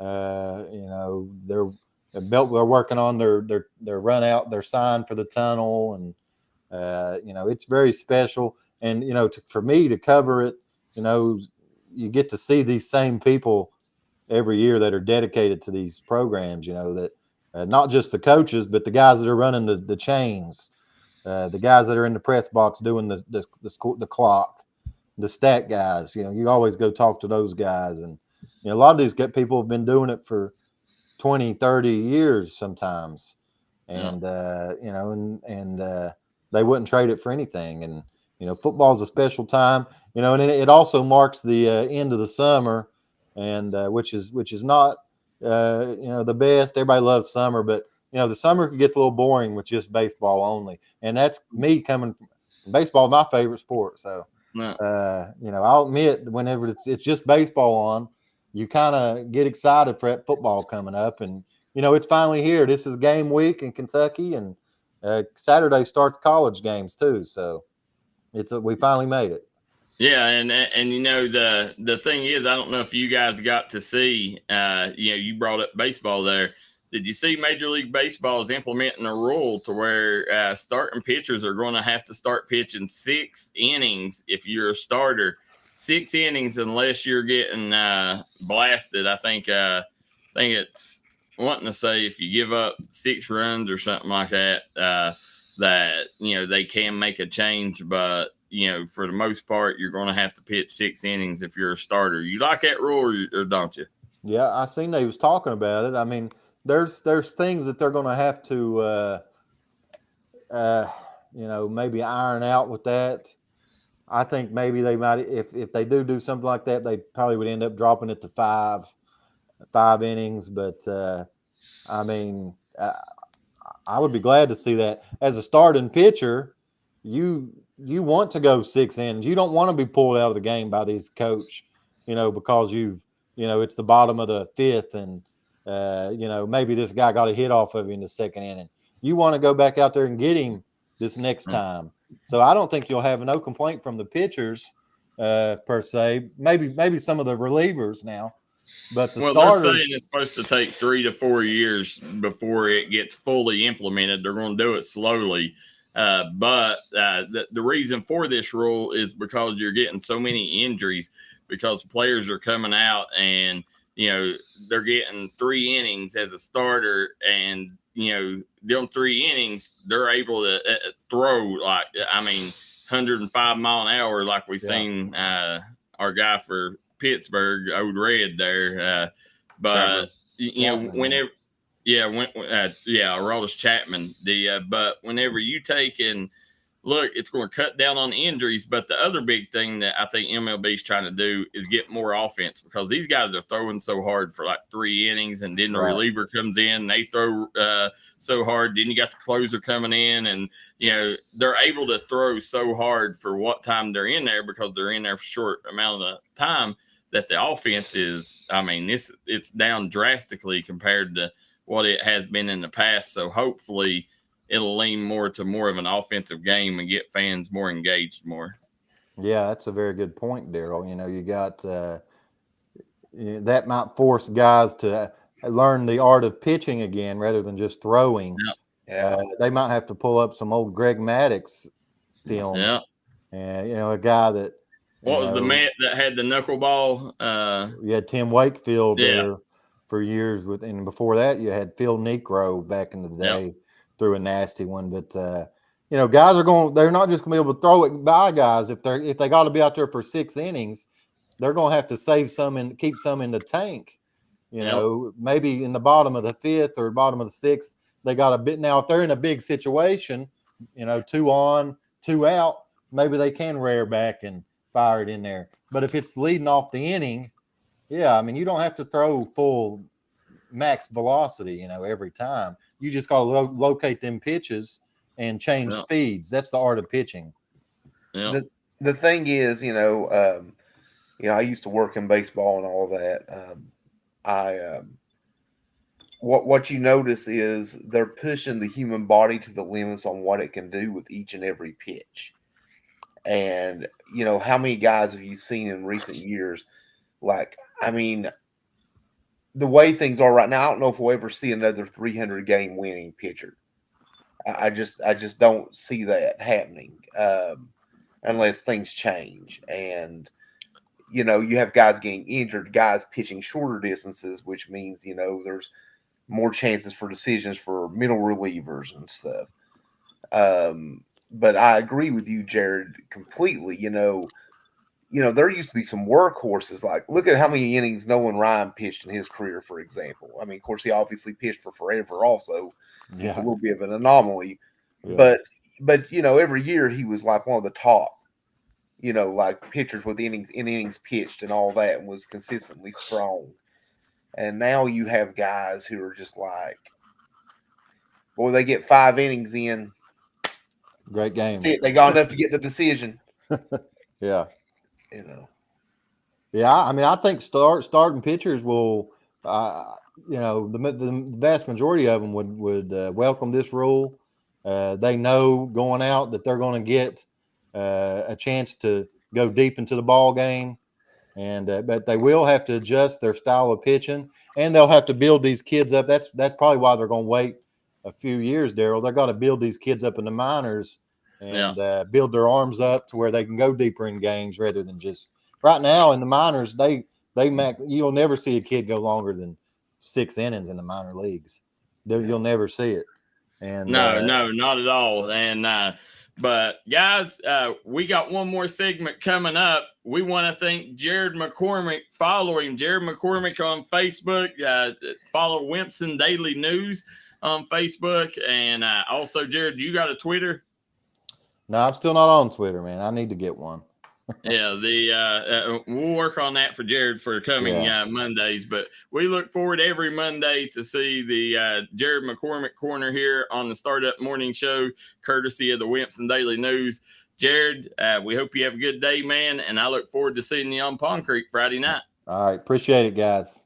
All right, thanks, guys. Guys, we're going to take a quick break. We'll be right back here on the Startup Morning Show. JJ Pruitt, Bradley Dameron.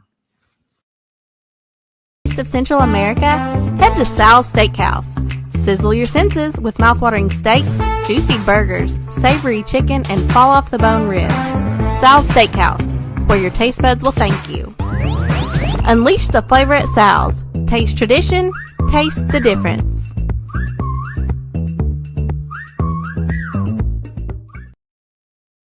In America, what does that mean? It means jobs. It means craftsmanship. And when it comes to Vaughan Bassett furniture, it means value. And Kemper recognizes that. That's why they've dedicated an entire gallery to Vaughan Bassett. Made in America. See the quality. And now, see the price. Come see your favorite Kemper store in Hazard, London, or Somerset.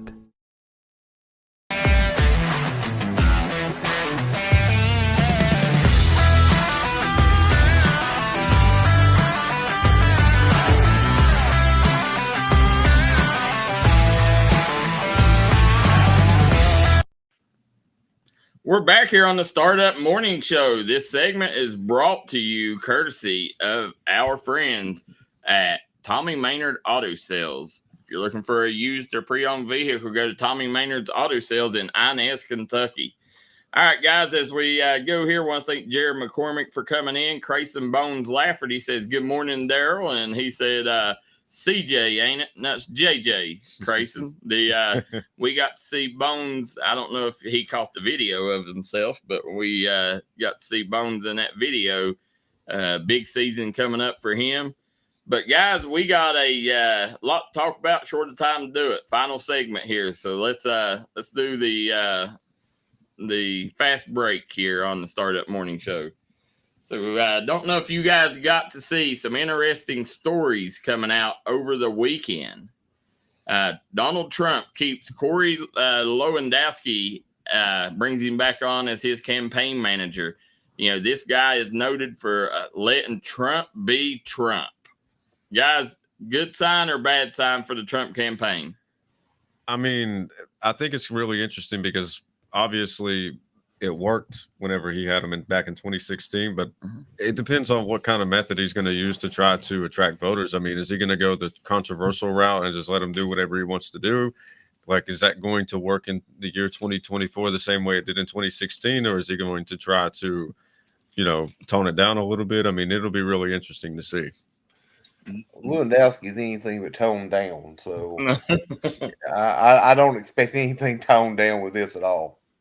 No, I don't either, Bradley. I think that things are actually going to ramp up with Lewandowski on board. So as we move on, guys, let me ask you this. This is something coming out. Iraq.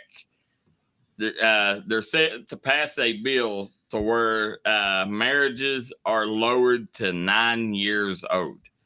Now, 28% of Iraqi, right now, the age limit is 18. But under certain circumstances, you can get married younger than that. 28% of Iraqi marriages are under the age of 18. They're set to now do this at 9 years old. Now, over in Iraq, they do a lot of arranged marriages through Christianity and stuff like that. Through their faith, religion. But guys, this right here, I hope that somebody steps in and stops this, because this is awful. I mean, that right there. How in the world can you do this and justify this, no matter what country you're from? It's honestly disturbing. Like, that's awful. Like, that's really, really bad. Yeah, I mean, that's definitely not Christianity. No, but it's Islamic, but even then, I don't know any other Islamic country that's doing that, and that's just sounds like to me somebody high in politics has got a 9-year-old he's got his eyes on, and or some sheik king or something like that, And the thing is, I don't know. Hopefully a lot of this arranged marriage is between other 9-year-olds, but people's going to take advantage of it, and there's going to be adults that's going to marry 9-year-olds, and very sad situation going on there. I hope somebody steps in and saves a lot of them kids. Absolutely. And it's like you said, there are traditions where families try to set each other up, like to keep the bloodlines going and things like that. I mean, if you're trying to arrange something for the future, like with one 9-year-old and another 9-year-old, it still doesn't make it any better. Yeah, they don't make it better, but I mean, I guess you could justify it more if it was like, okay, we're going to have these 2 9-year-olds get married one of these days, but have them get married when they're older. Yes. I know there are like a lot of arranged marriages in different cultures, but man, it's going to shift to like adults and kids. Nah, man, that's awful. It definitely will. Now, COVID-19 making its right now highest numbers in 2 years. The summer COVID wave has got it to where 4 out of every 100 Americans are testing positive for COVID. Guys, does this scare you any? 4 out of 100 is considered a wave? Yeah, well, compared to what it was, or what it has been, it was 1 out of 100. They got it cut down. Now it's jumped up to 4 out of 100. So that's a big jump. And when it gets cold, it could be from 1% to 4%, and then by the fall it can be 4 to 8, and then once you get to 10 or 15%, I mean that's. Are you ready to dust your mask off yet, Bradley? I always have my mask ready. I'm immunocompromised, man. I have that thing on standby. Well, he keeps it in his back pocket. And we was talking about mpox the other day. Monkeypox, it has made its way to Sweden. So now 2 countries they found mpox in. I mean, it's been to the U.S. before, so it's a nasty thing. You hear about monkeypox popping up every few years, like a bit of a wave of it. Guys, this past weekend, I found myself in Grayson, Kentucky Christian KCU basketball camp. I tell you, Coach Charlie Pack put on a great camp, one of the best camps. We had 3 15th region kids, Jackson Estridge, Cameron Pente, and Ethan Lance. As you see them all there in attendance, they represented well. 15th region was 3 of the solidest kids there. Kids from 4 different states, North Carolina, West Virginia, Ohio, and Kentucky. And the 15th region kids played as well as anybody. Got to be excited for that one. That is really impressive. I mean, I love seeing anything related to Jackson. He's one of my he's probably my favorite player in the region because I love an underdog story, and I'm really excited to see what he does this season. Yeah, and if you haven't been to KCU's campus, just a great place to watch a ball game. Kids will be lucky to go there. Then after I went on down, wanted to give a big shout out to our friends at United Way. Arkell Bruce, Huntington Prep's Arkell Bruce was there. KCU's Charlie Pack and his players. Arkell Bruce brought Sean Ward, Isaiah Smith, and the Huntington Prep crew. And then you had Dan D'Antoni, the former Marshall Thundering Herd coach, opened the camp up. Nearly 150 campers there for this free camp that United Way teamed up with the Ashland area YMCA. And just a great day of basketball there. And they had some great teachers and great coaches in attendance for that one. Hats off to United Way for doing this, because a lot of kids can't afford these camps and could never get in front of coaches like that. This is just a great deal that they done. Absolutely. And you said 150 people? Yeah. That is terrific. We had some Mountain Boys go down to Louisville this weekend, played in the Preps Hoop Showcase. From left to right, Johnson Central's Andrew Collins, Shelby Valley's Dalton Gillespie, then Andrew Terry from Montgomery County, Connor Morrison from GRC, and Nick Prater from Perry Central, all in attendance, represented the 2028 class well. Reports coming out. Them 5 right there was 5 of the ones that put on a show in the 2028 class. Didn't you mention the 2028 class is the one that we need to look out for? No, 27 is the tough one. Yeah. Hey, that looks like a good class too. That's the big class. Yeah.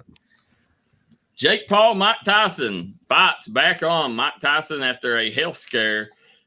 He is back, and that is set for November, I think, 15th. I believe it's the 15th. Yeah, November 15th. Tyson and Jake Paul fights on. Guys, I'm going to get your early predictions here. Who wins this one? I think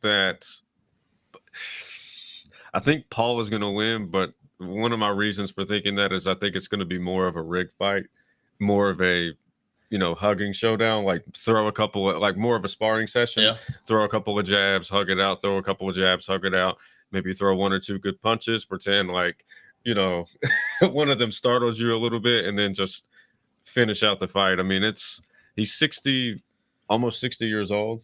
Yep. So it's like, one thing that never disappears is your knockout power. So he's still going to be able to knock him out if he wants to, but is your timing going to be there as far as like being able to dodge punches, and how good is your chin going to be, especially against somebody that's 25 years old and has legit knockout power?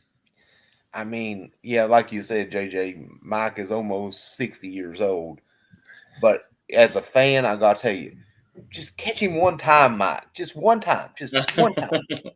Yeah, that's what we want to see. I mean, Make even a knockdown will be good. One time, I'll be happy. I'll throw a party. I would love to see it. I've actually become a Jake Paul fan after watching this documentary, but I hope Tyson can go out. He's 58 years old now. I think 58 or 59. Yeah, I think he's 58. Is he 59? All right, 59. And I hope he can go out with a win here. Would be a great cap to his career to knock out Jake Paul, the YouTube sensation. And but I've watched Iron Mike in his sparring sessions. He's still sharp as a tack. It just, I don't know how much he can take a punch at that age is the thing that scares me. Wow. And he does look good in his sparring sessions, but however, like you and I both know, a good director can make those camera angles look really good. Like that's one thing that I watched. He still has his speed, he still has his power, but they transition from scene to scene whenever they're showing his highlights, and it makes him look even better. Like he's still going to be really good, but he's still 58 years old at the end of the day. That's it, guys. We've come to the end of the show here. We want to thank everybody for tuning in. Great show. Want to thank Matthew Taylor, Jared McCormick for stepping in with us today, JJ Pruitt, Bradley Dameron. Guys, we'll be back tomorrow morning, same time, same channel, 8 to 10 a.m. You guys definitely want to make sure you tune in, and we will try to get our morning started and help you learn some stuff, maybe have a few laughs, and guys, at the end of the day, remember, it's our sponsors that make this happen. So go see Punk's Tires on Virgie, Kentucky. They will set you up with your next set of tires and get your vehicle road ready. Guys, till in the morning, good day. We'll see you next time.